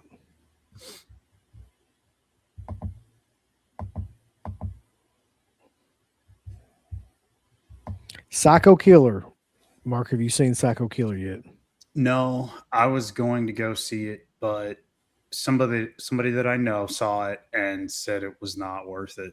That they fucked it up, basically. That was a script that sat for so long, over a decade, and I was thinking about that. Like, why did that not get a lot more promotion? And I didn't really see anything online, and you kind of had to be looking for it to even know. And at that point, like, who else is gonna fucking know that it exists? So yeah, it's Well, unfortunate. come on, Mark. You gotta see for yourself what you do. You know, this just Yeah. to say. I mean, even some of Listen, the reviews you know, people online, are- they said it was as generic as it looks like it is. Oh, you Yeah, can't see for yourself. You fuck cheating shit. You gotta see it, man, before you make up any of your opinion. You fucking Exactly. Yeah. You're not being fair, Mark. I'm still gonna watch it. I One didn't say I fair wouldn't see it, fuck. but I just haven't seen it yet. Be such actually- an unfair fuck. You actually don't have to see it because, like, somebody, I think Matt was mentioning Scream 7, and I can already tell you that's going to be a piece of shit. I don't have to see it. Yeah. I mean, It might be the best 100%. one. You never know. No, it won't. You gotta see. It won't be. No. We worth shit. Yeah. There's no reason. No point.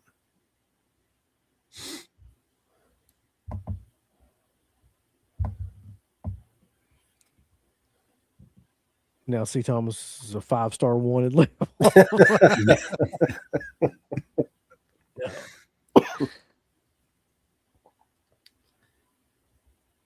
Oh man, that's sad. They're promoting Psycho Killer in NXT with somebody dressed as the killer in the audience. Oh boy. Really? Like that film was such high profile. They even right. Okay. 3 years after they shot it. You know that's not a good sign.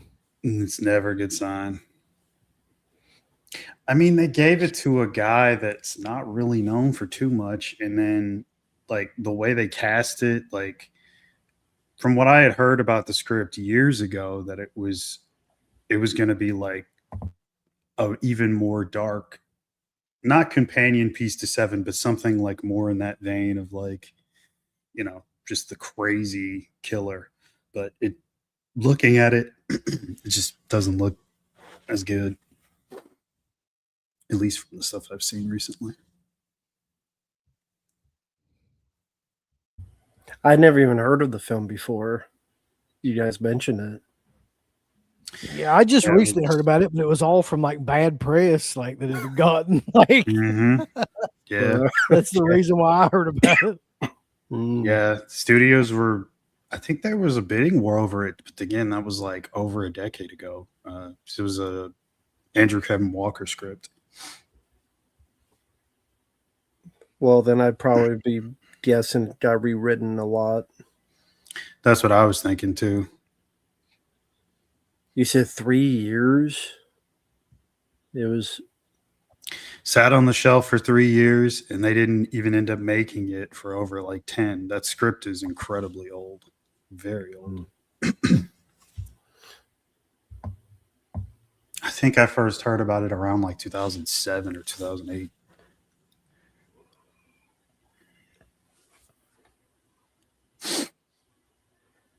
So this film got released in theaters. It went to video with HBO.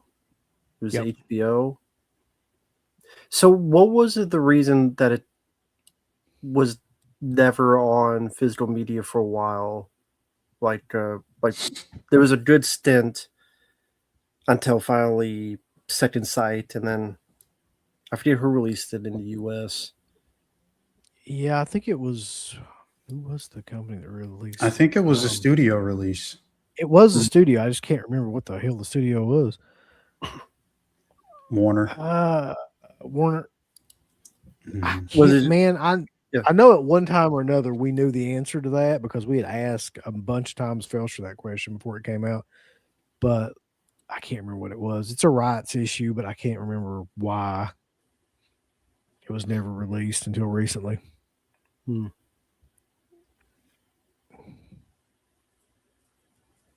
Maybe HBO only had it for a little bit of time, and then something got lost in the shuffle. Maybe that happens more often than not.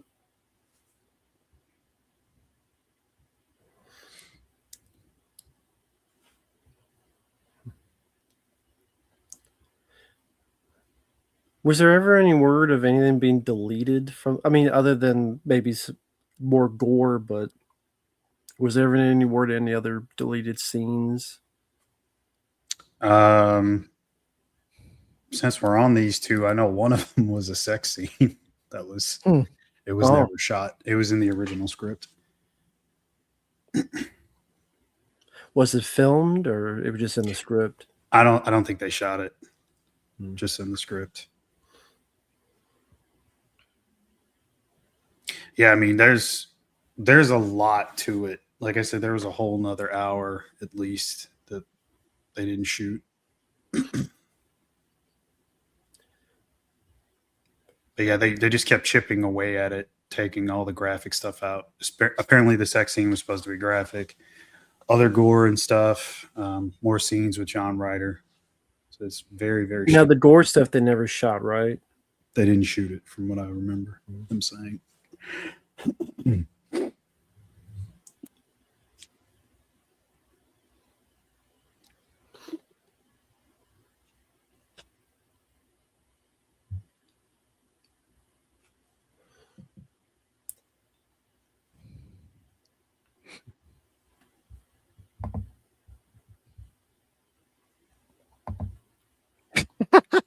That's fucking killer. That terrible Ice Nine Kills made another horrible song for Scream 7. Man. Another, like they did one before? They did one for Terrifier 3. Oh, I forgot all about that. I just saw the film, but I forgot all about it. I just saw Terrifier 3. They'll probably put the music video in at the end of the movie. I guess. That's what they did for Terrifier 3. I didn't know they did a song for that. I feel like I should like them, but I don't. I'm not sure why. Like, I mean, it's basically a horror-centered band, but Yeah. let's see. Psycho Hobo says there will be another remake of this movie called The Hitcher, starring a female Hitcher. Nah, That'd called be killer. the Bitcher. That sounds like something Hollywood would make now. Here comes the Bitcher. Yeah, I mean, I don't know. I think no one would give a rat's ass, and maybe they learned a thing or two. This is terrifying too, by the way. Like him just in the bed. Yeah. Just lets Like himself in, lays down. Yeah. She has no idea. And there are alterations to the scene coming up with her in the truck. I think originally the first draft, I think he said she was supposed to be pinned between a wall and the truck or something like that. Yeah. Then it was changed to her getting ripped apart with her and the truck and a pole or something like that. And then, whether you believe Rudger or not, he said that he came up with the trailer like hitch idea. I mean, I don't doubt it. I feel like Rutger Hauer's an honest dude. I feel like we have no reason to doubt his honesty. He's like Abraham Lincoln.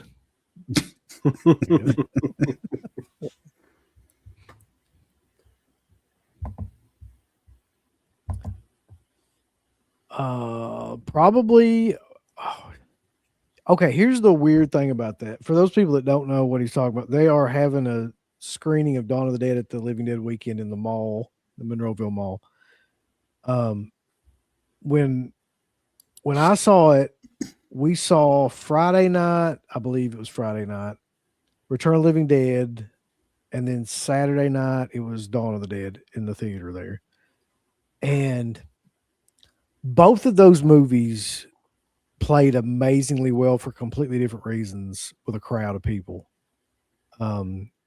So yeah, regardless of when you see it or like it will be a great experience because they just play so well with that crowd. I'm go ahead. I was going to mention the guy with the cowboy hat, Jeffrey DeMunn. Oh yeah, He's in several Stephen King movies. Oh Green yeah, Mile. Yeah. He's also in the Blob remake as well. Yep, he's the sheriff in that. Christmas Evil. My personal favorite is the X-Files movie where he gets ripped apart by the alien in the thing. Yeah. He's been in a lot of things actually. Yeah, he is. I think he was in Warning Sign back in the day. Yes, he was. He was in that too. Underrated one. He was on The Walking Dead, was he? Yeah, he was one of the main characters for quite a while in the beginning. Does he die like everybody else? Yeah, they fucking killed everybody except Norman Reedus. Yeah, can't kill him. Because they had to keep that 30 to 40-year-old female demographic in there. So Yeah. you want to keep on watching. I only saw the first season, so kind of gave up after that.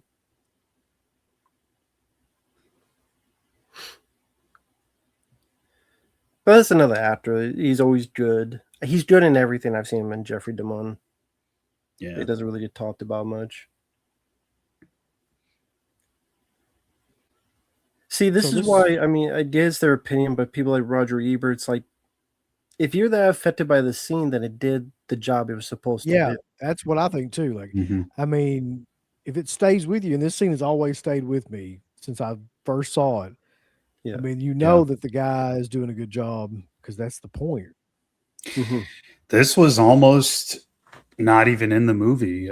This is one of the scenes that they had to fight over, because they thought it would have been too much.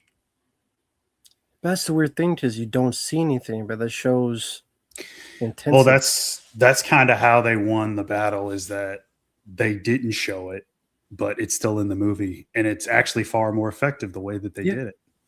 There's And a lot of parallels here with like Texas Chainsaw too, because your mind kind of like fills in the blanks. You don't really see Mhm. much of anything in Right. this movie. Yeah.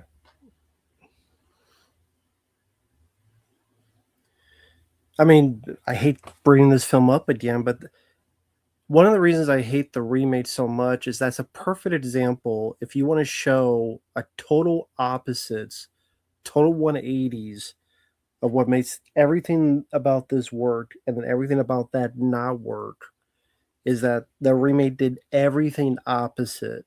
Yeah.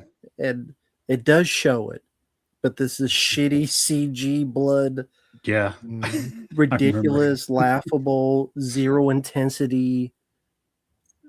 Just you laugh while this is effective. It's one of the perfect examples if you want to see a 180.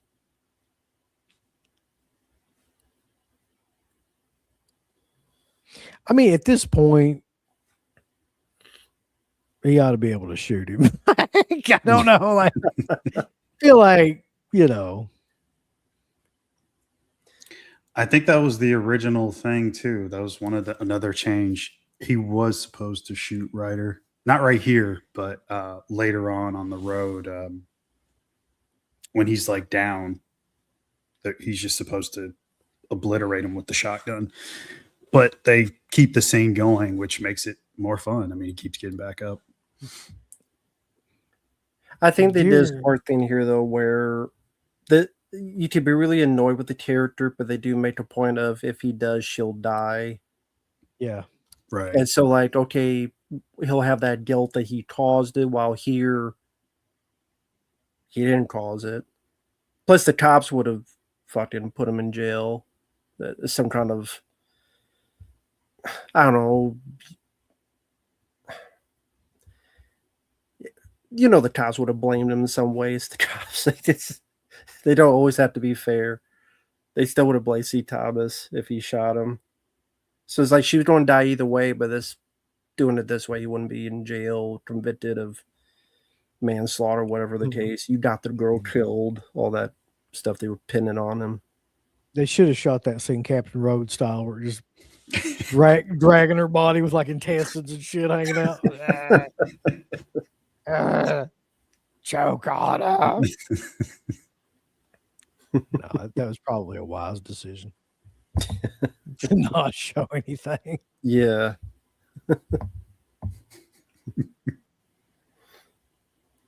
Oh yeah, all this. He's from Disneyland. Oh yeah, the interrogation scene.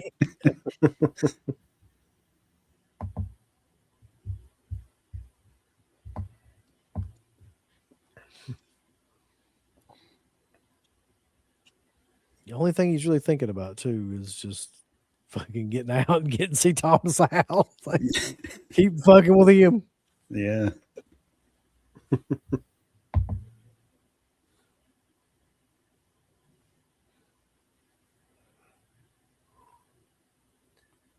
Now, this guy doing the interrogation, I remember him. Anyone who saw Star Trek Deep Space Nine, Quark, the friendly with all the makeup, that's him. Hmm. He's done a lot of other character roles as well.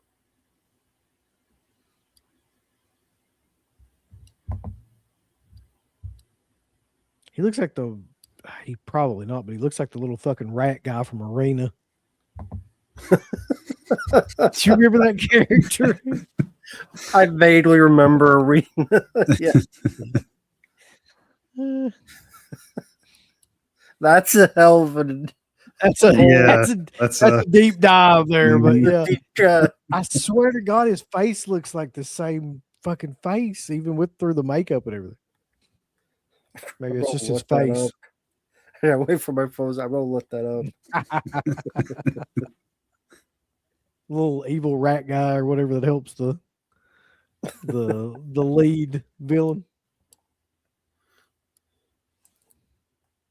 How do you feel about that movie, Arena? Since you brought it up, I know it was in actually that pack really you bought. I really like that movie, and it's really bad, and it's like a B movie, but like I enjoy it for what it is, which is just a really crappy, Yeah, weird science fiction action movie. the lead I do guy not, sucks. however, enjoy like some of the others in Empire did, like Robot Jocks and Yeah, shit. What was the other one? There's a lot of them similar to that. Mhm. There's an Eric Red cameo, one of the guys escorting John Ryder to the transport bus.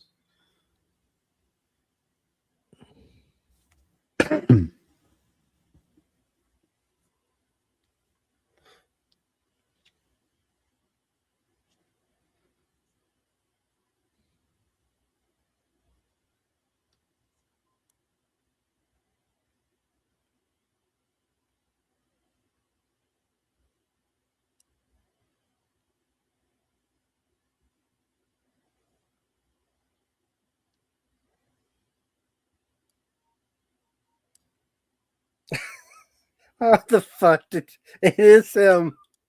I told you, man. It looks like Yeah, it is him. even Yep. through the makeup, like you could just tell. Wow. Okay. Like I was watching that fucking movie. This was about a week ago. I was watching that movie, and I was like, I know that guy. I didn't like bother looking it up or anything, but I was like, I know that face somehow or another.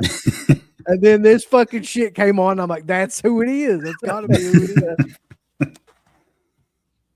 Armin Shimmerman. Yep. Arena, 1989.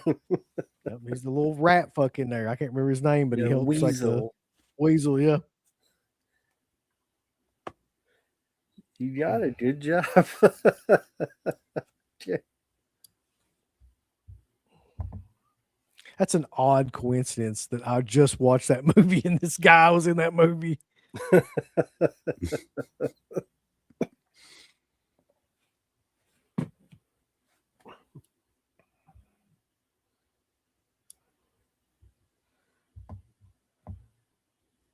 So yeah, we're not going to get to this part of the movie, and then everything just works out and they can get transferred.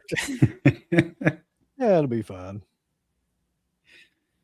That's what's great is that the film could have ended there. I mean, but we all know he would have just kept on killing anyway. And sure as hell, by the time he It's catches definitely up to a him. bit of a crowd pleaser ending. Oh yeah. I think after this stuff, the guy's done and people have gone through.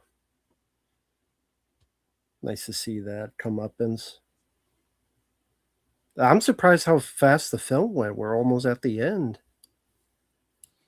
They didn't Yeah, feel that's it. what I mean. It's a short movie anyway, but like when it's a good movie, it actually feels short. Unlike Yeah. Soul Man, which felt like it went on for 3 hours.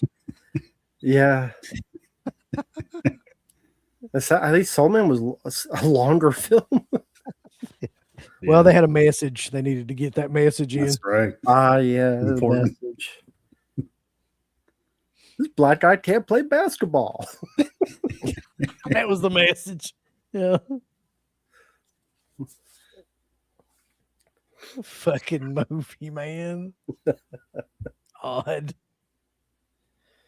It is a shame that the film did not do better. I mean, I get it. No, I don't get it. Fuck that. It should have done better.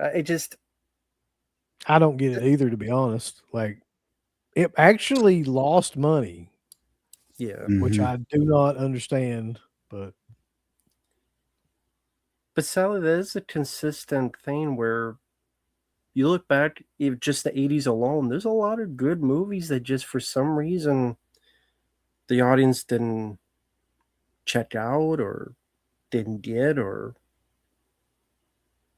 and the studios do look at that. They do look at that, and if they see that pattern, they go away from it, and then you get some more cookie cutter stuff. I mean,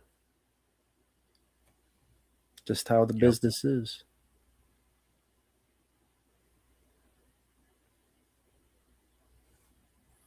And yeah, I just remember seeing this on VHS. I don't repeat myself, but I'm expecting something, not a slight against it, but like a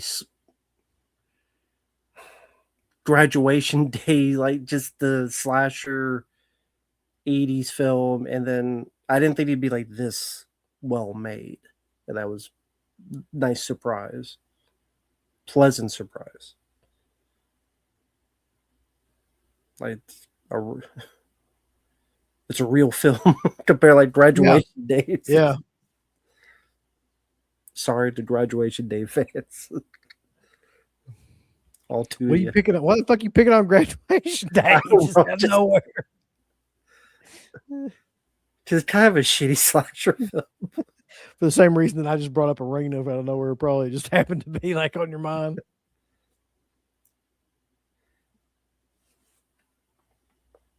Yeah, we've come to the final showdown. Mm-hmm.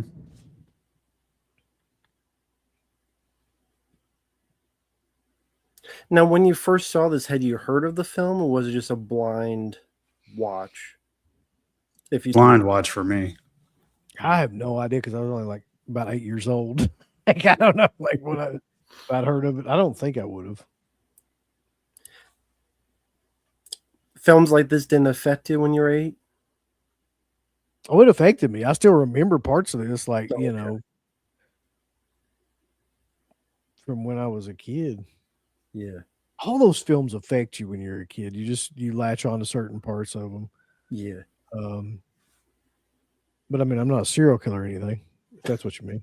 No, That I you wasn't know of. thinking that, but That you know of. Keep that in mind, Mark. I'm coming. right now for that you said it, you know what they say, self-incriminating. That's right. No, I wasn't thinking. Oh, you must be a serial killer because you saw this film. Is that what someone has said? Like, oh, you watch this, you must be like a serial killer or something? Or is that like That was a common belief that if you watched a lot of horror films and shit when you were younger, that it Oh, warped yeah. your mind. Yeah. stupid Right. people? From ignorant people, yeah. Like this satanic panic and all that stuff. Yeah. The 80s were really bad for that shit, like for people believing that kind of stuff. And the 90s were too, actually, with Tipper Gore and all her bullshit. Yeah.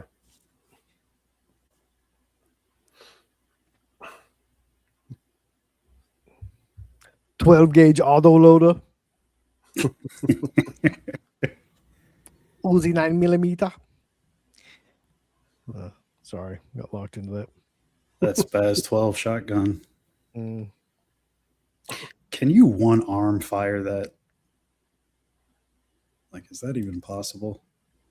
Not like So- that. No, you'd have to so- lock your fucking number one. He's not locking his elbow. There's no way in hell you're going to be able to shoot that like that.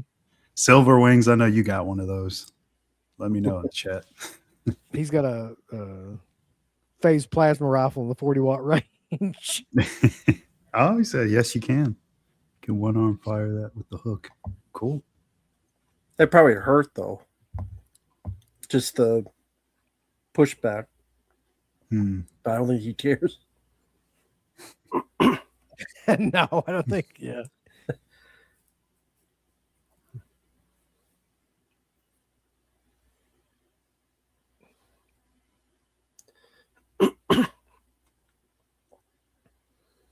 But yeah, there's pretty much a guy that I don't know if I want to say he wants to die, but he wants to maybe teach something. Or I think he did want to. you did. I mean, Well, I mean, he said that earlier. He's like, I want you to stop me. That's Yeah. what I always got from him. Like he wanted to be stopped because he was Yeah, never he gonna was- stop killing. he was on a mission in this movie. That was the whole point of the movie, I think, really was like he wanted somebody. Mission from God. Well, maybe not God, you know what I mean? Somebody else down below. But he was definitely on a mission. Mm-hmm. But that's the thing. There's a lot of cool underlining meanings that you get out of it. I mean, that's what makes the story even more interesting than just make it more typical. The one thing they used to do in movies that they do here that I always appreciated was you don't have any idea what the reasoning is for this guy doing this. And it makes it like 1,000 times better. Same thing with Halloween. And you don't have to go through the whole backstory. So, do you think they do that more nowadays? Of explaining. Oh, they 100% do now. Yeah. So, what do you think? Like when that change started, or why it started? I don't fucking know. It seems to me that it started in the early 2000s with the remake trend and everything. I don't know if it's just lack of creativity, like they couldn't figure out how to make a movie like that, how to remake a movie. So they're like, well, let's just go back and figure out why everything happened. But that was an awful trend, man. It's an easy cop out to create a story out of something that like doesn't really even need to be told. Yeah. I mean, we had to know that Michael Myers' mom was going to get skull fucked or whatever. Yeah, the fucking hell. Yeah. Bitch, I'm broken up. I can't work. Or whatever.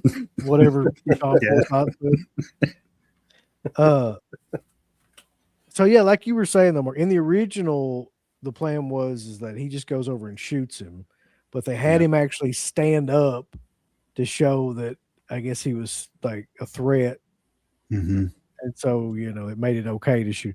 I mean, fuck, I would have emptied the damn. At that point, I'd emptied that shotgun in his back while he was laying down. I don't give a damn what was going on, but I think they thought it would help the movie. Yeah. It did not, unfortunately, help the movie. No. Beautiful last shot at just at dusk. Yeah. It's a very nice, beautiful shot. When people smoked cigarettes on films. They don't really do that nowadays. The music Nobody smokes cigarettes anymore. They just vape and shit, which nothing looks less intimidating than somebody vaping. Isn't vaping like kind of worse? Haven't they done studies like vaping's worse? It is worse, but you can't tell anybody this shit. Not because of the device or the technology in itself, it's because they increase the amount of nicotine and all that stuff. Oh, so they suck in more. Well, no, the liquid, the distillate that they're using is like a higher concentration than an actual cigarette could actually hold. Does that make it more addictive as well? Yeah, I would say so. I know there was a company that was doing nicotine-less cigarettes, so it's just straight tobacco. As if that really matters, though.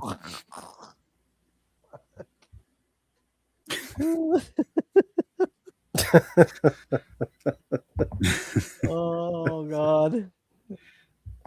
That's probably a good thing. I don't want to. I hate. That's the one thing I can't stand. Walking into a cloud of smoke, somebody's just smoked a cigarette or something. I'm glad people can't smoke anywhere anymore.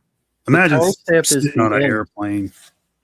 You're on an airplane. Somebody's blowing smoke in the cockpit or whatever. Sorry, Rob Metal Hero. The timestamp is the end. You just missed it. The end of the movie. Yeah, that was it though. Great movie. I didn't like it as much as Soul Man, but what are you gonna do? They can't all be bangers like that. I liked it much, much more than Soul Man. So separate for that. And I'm sad it's over. Well, you can always continue with the Hitcher 2. Like you could figure out the continuation of the story. The story continues. There's so much more to tell. It's like The Empire Strikes Back, man. It's that good. Doesn't exist. And my canon does not exist. Well, you were mentioning the box office for this film. Do you happen to know what it opened against? Was there like some stiff competition at the That's a good time? question.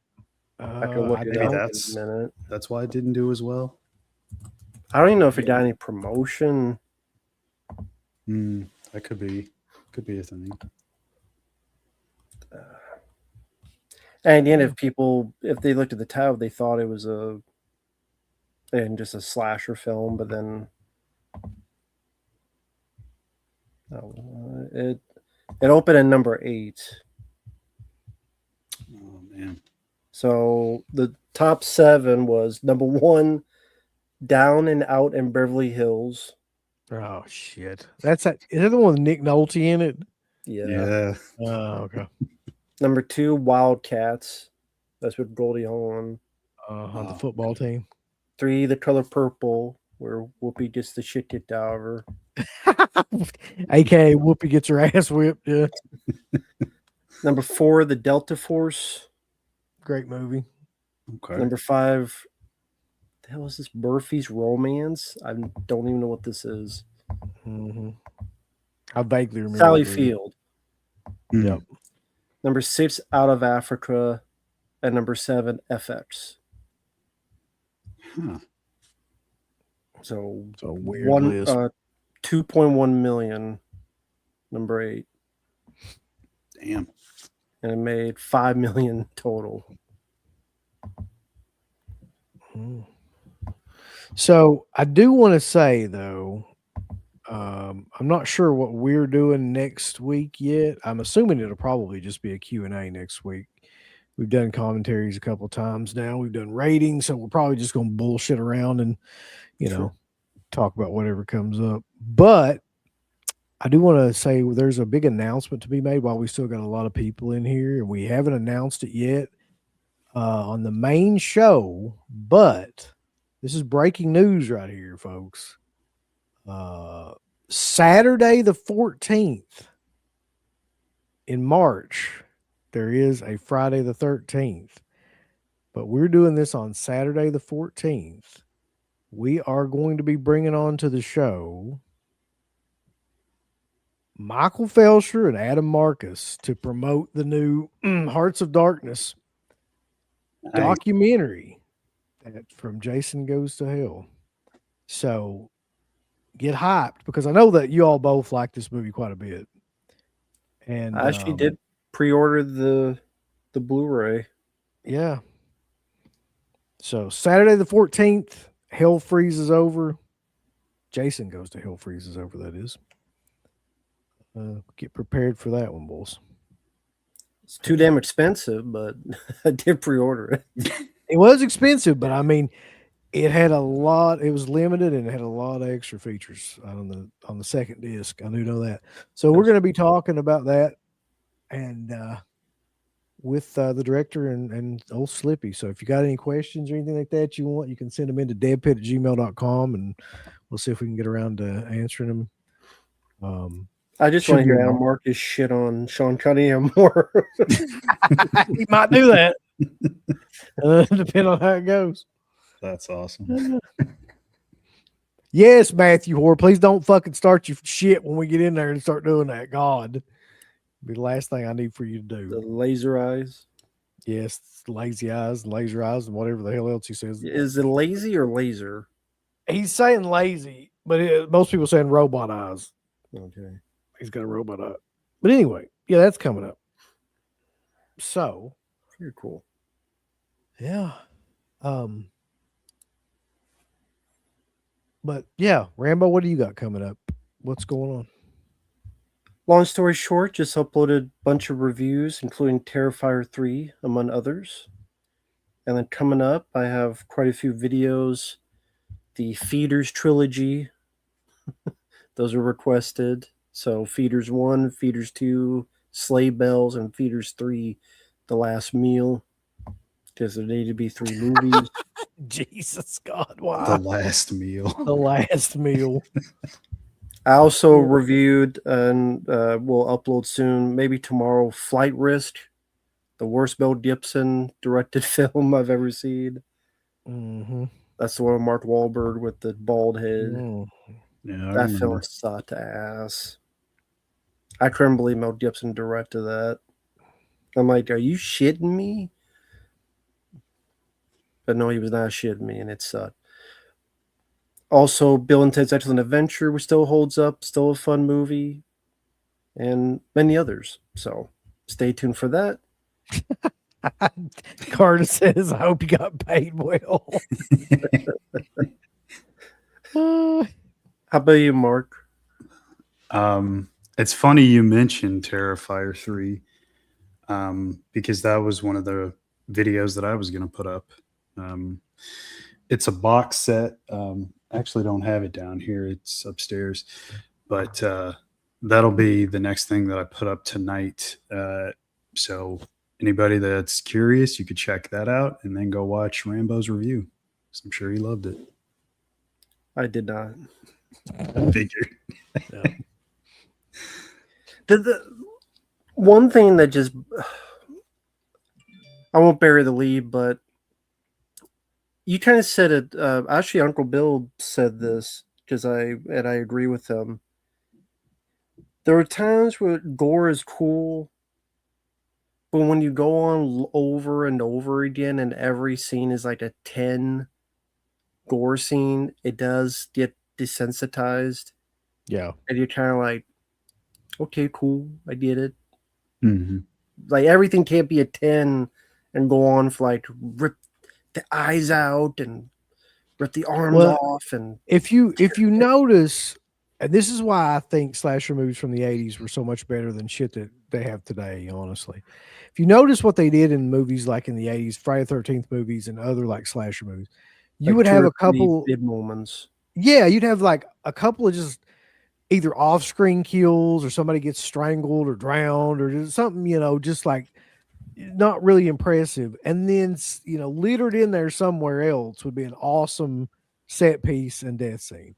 And so it just stood out more. But yeah, if you're doing the whole movie, it's like everything is just one thing after another, just gory as fuck. You don't give a shit by the end of it. You really don't. You're just kind of like, this is just boring. Mm-hmm. That, and I will say with Terrifier 2, at least it looked like they were having a story, and then 3, they said fuck it, and then there's no more story again. I swear to God, like I do honestly believe that too. Like that's why I like Terrifier 2 more than any other, because like it combined the gore, but it wasn't like crazy over the top yet in every scene. There were a couple scenes where it was that way, but it wasn't like the whole thing. But it also attempted to have some sort of like, kind of like something that drove the plot. Like there was something there that they were trying to do. And then I just felt like with 3 that it just got away from that. And only at the very end do you have anything that resembles like they're trying to move the story forward or anything like that. So, yeah. Do you think he kind of like painted himself into a corner where he kind of had to do that because the audience would have come out of it and said, well, this is a letdown from 2, because that's what these audience members are going to see it for. I mean, I mean, people outside of the horror space, like all that movie made what, 90 something $1 million. Something crazy. Yeah. Yeah. That's a lot of people that have come along lately and discovered the movies and know what they are, sort of like how the Saw films taken off. Cause I guarantee those Saw movies were not packed with horror fans, maybe the first couple, but the casuals get hip to it and they're like, well, okay, I'll get my gore fix or whatever. But it was almost like he kind of had to. I'm not saying it's like purposely done just for the sake of it. I just think that he kind of had to. But then why not make it like a trilogy and wrap up your story? And okay, you want to have the grand bloody finale, have it for the finale of your just okay, he's doing what's he going to do with the 4th one for gore? Like how crazier can you get? Rip a it can always yeah, there's other places to go. Yeah. I mean, they'll fucking punt kick a newborn or something in this one. I don't know really where you go, but I'm sure he'll figure it out. They sawed a guy's ass. in part 3. Like the And his dick. well, yeah. Don't forget. Spoilers. Spoiler alert. We're selling people on the movie now. It just that's the thing. It's like, where do you go? It's just like, okay.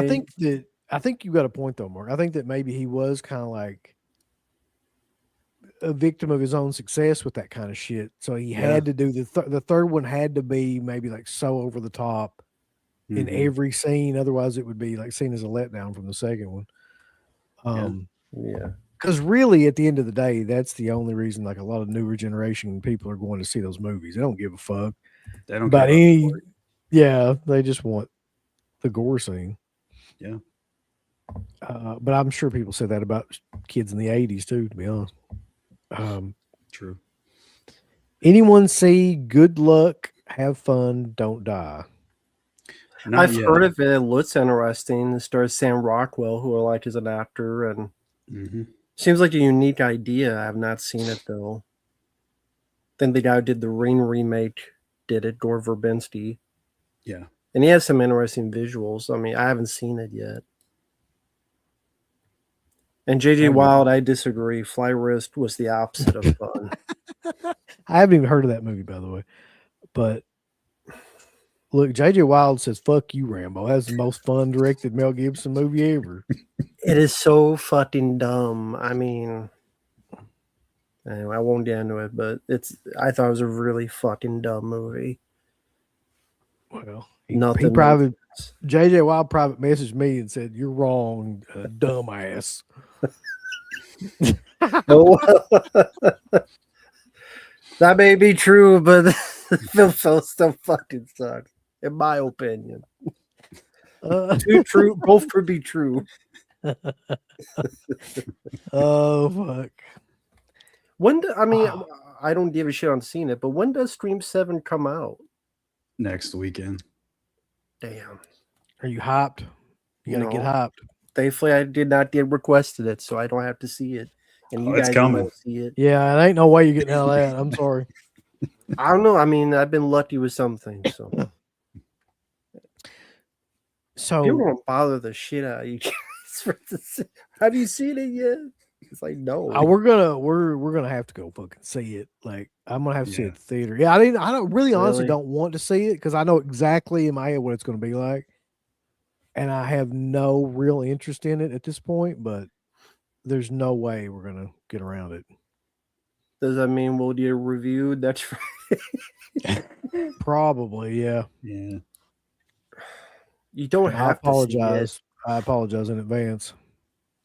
You don't have to see it. No, I mean we don't have to. Like you said, if we want to hear for like about a month. Did y'all see Scream 7? God damn it! Yeah, it was killer. One last thing. I mean, it is interesting. I don't really care about the film, but that independent horror film Iron Lung just got a big publicity thing. Did you? Yeah, I've heard of it. That made all this money, almost beat Sam Raimi's film. Just as part of the story is interesting. It's made by like a YouTube guy, isn't it? Like Markiplier. The gimmick. Yeah. They made like 30 million. So the only reason I'll see this movie is because I love the fact that he did what Chris Stuckman wanted to do and failed miserably at. I was thinking the same thing. I was thinking that, So I'll definitely support him just for that reason. I heard it's really boring though. I mean, we'll see. Just a guy in the sub for 2 hours. And Subway or a little submarine. Oh, okay. Well, I guess Wes doesn't like subs, so I guess not a boat. So. It's that fucking ship or a sub. We both hate them, man. I mean, yeah, I've heard that's a very polarizing film. I've heard Iron Lung. Some really like it, some think it's very boring and confusing. So I guess you go 50-50 on that. But the story behind that I think is cool. That he, made fools out of Hollywood. Well, I mean, it's based on a game. right? Yeah, I never played it, but I Mhm. just think it's funny that you made it for peanuts and people spent all this money and they couldn't make it a dent at the box office. I think that's, I mean, the only way you're gonna. Well, I mean, Sam Raimi's movie made a lot of money too, from what I understand. Like, did Mm. pretty well considering everything. Maybe movies will make a comeback. Can't even say that really. Well, you know, Stream 7's going to make a ton of money. Yeah. All the popcorn buckets in the fucking world that you could ever want to, with little ghost face heads on them. Yeah, I saw the new popcorn bucket for it. You're not going to buy one? No. Mm. It's I thought that was seriously Bill. some shit anyone could fucking make at home. That might be the most annoying trend of all time to me too. Is like everybody buying all them fucking popcorn buckets. Do Like you I think own I any? bought, yeah, I bought like one or two of them. Okay. And one of them, oddly enough, was the fucking first like Ghostface when they put. I think that might have been like the first one they really did like that. Yeah, I think it was. Um, That and and the Saw then- one. Yeah, and then it was like every movie, you got a fucking popcorn bucket. It's like, I ain't doing this shit. This is fucking stupid. Like they had that Doom one that you could fuck. You remember that one? Like, Yeah. Yeah, the flashlight Yeah. one. yeah, it's just it got more and more ridiculous. Now it's just everything's crazy now though. People are buying fucking pissed. new Yeah. wave VHS tapes for like $50 to $100, and they're buying box sets off idiots that are, you know, made to house films that already exist in box sets, and like everything's Mhm. gotten so stupid now. The shit that people are buying is just, This sounds like a video topic for your channel. I mean, that would Uncle go Bill on. rants. They're going for days. Like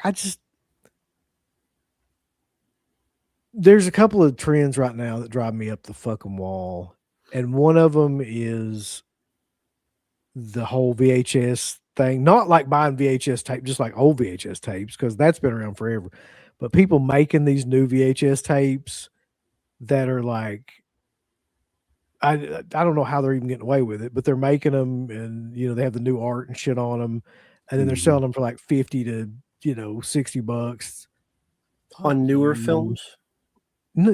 old films, new New films, films, like everything. Yeah. Yeah, they did one on Alien Romulus for some reson.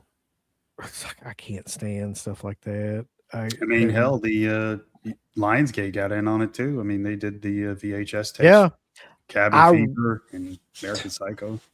I really do believe though, Mark, that they looked around and saw that there was like that black market for that shit, and they were like, we should do Oh, yeah. that on our own.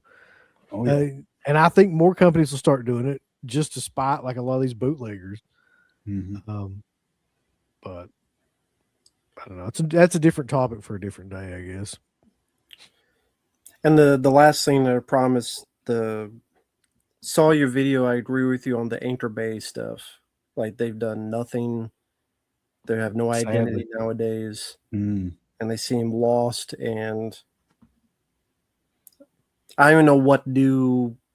They'd have to have like a popular title. I don't even know what that title would be to put them somewhat on the map again. But I don't know if that would be. I think from Possible. almost from the very beginning, that company, I don't know if they didn't know what to do, or if they just couldn't get like the rights to a lot of things, but they fumbled that reboot from the very beginning, really.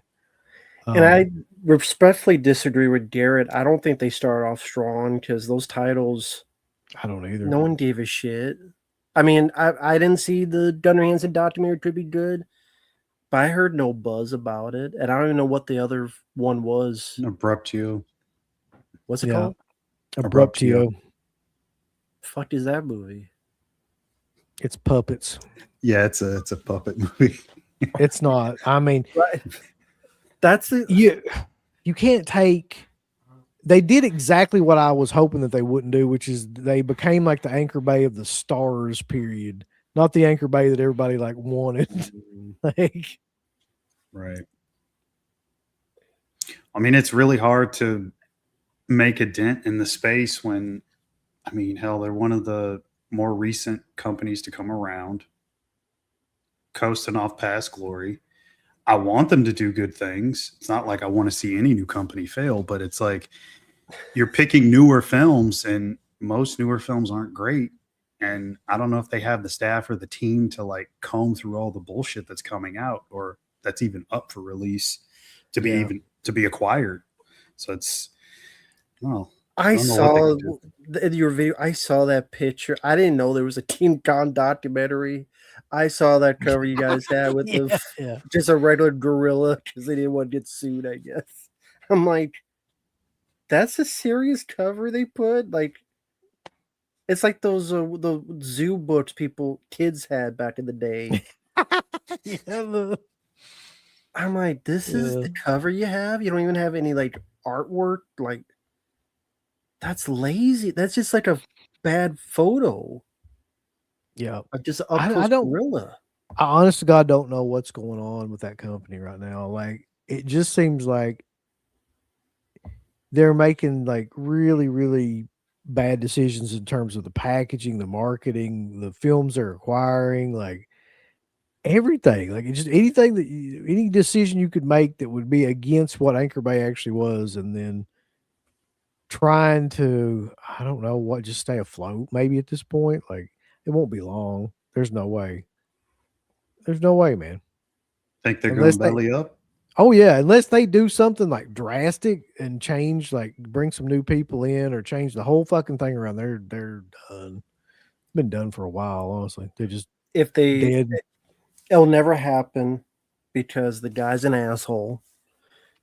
But if they got Dawn of the Dead, again, it will never happen because the guy's an asshole. But if they got Dawn of the Dead and released that US 4K, maybe they have a chance. Does that There's probably there's a better chance of them getting Peter Jackson to do Dead Alive or something than there is getting fucking Rubenstein to release Dawn of the Dead to him. Yeah. I Maybe, mean, there you go. Peter Jackson, if you make a deal with him, maybe. they need to do something though. But those seem like expensive things to get, though. I mean, you have to leverage the whole damn company just to like look at pay him any money to. the kid card covers a fucking photo. Like they couldn't even afford the make a cover for that. You can't run this company on like doing, half-ass documentaries of movies. Like, that's not gonna cut it. People don't give a shit. They can watch that stuff on like Netflix and Tubi all day long. It's just that's not gonna work. No. So I don't know. Godspeed to him. A couple super chats though. You guys like Send Help? What are your thoughts? Haven't seen it yet. Haven't watched it yet. The same. I'll be watching it soon though. Haven't seen it. And then Curtis says New Anchor Bay is equal to WWE ECW 2000. Oh, yeah, that's no. pretty much what happened. Yeah, they need a new gimmick. The Kmart VHS bin. All right, but we're 2 hours and 30 minutes in, so yeah. Don't forget, for anybody that may have already forgotten since I brought it up first time a little while ago, Saturday the 14th, March, Saturday the 14th, Adam Marcus, the director of Jason Goes to Hell, and Michael Felcher created the new Hearts of Darkness documentary, are going to be on the show discussing that and anything Jason related. So yeah, stay tuned for that. That's going to be pretty badass. Yeah. And until why is there a dip by Felcher's neck? Well, you know how it is. And It's funny. He looks like Pizzow on that. yeah, it's some Adam Marcus. fucking He looks like Pizzow. Oh, but yeah, good show tonight. And until next time, just remember that everybody dies, but Friday night lives. See y'all. A big thanks goes out to our supporters over at deadpithunterpatreon.com, where you can get hours upon hours of great content, right, Uncle Bill? There's so many hours of content. We've got reviews. We've got songs. We've got live streams. We've got exclusive streams. We've got non-exclusive streams. We've got streams with all kinds of celebrities and all kinds of different old shows from the past podcast, the initial incarnation of the show. All of that can be yours Dead Pit on Patreon.com. Show us a little bit of love. Give us some money because we definitely deserve it. That Patreon page is so killer that you'll rub your bird to it on a nightly basis. It's that good. You won't be able to contain yourself. You'll have to jerk your bird out and go crazy. I mean, that's how much content that we have. So much content that it's massive, and it will massively smack you in the face. You'll play with your bird so much, pretty soon you'll be looking around for somebody else's bird to play with. Hey everybody, it's your favorite Filipino bitch, Miss Slatco Fudd, telling you about shop.deadpit.com. Simply the best horror shirts. On TeePublic, there are others, but they all suck. And it's the best goddamn deal on horror shirts you will ever see. New shirts, old shirts, all the in-between shirts. God damn it, bulls, go over to shop.deadpit.com. You ain't down with that. You can go to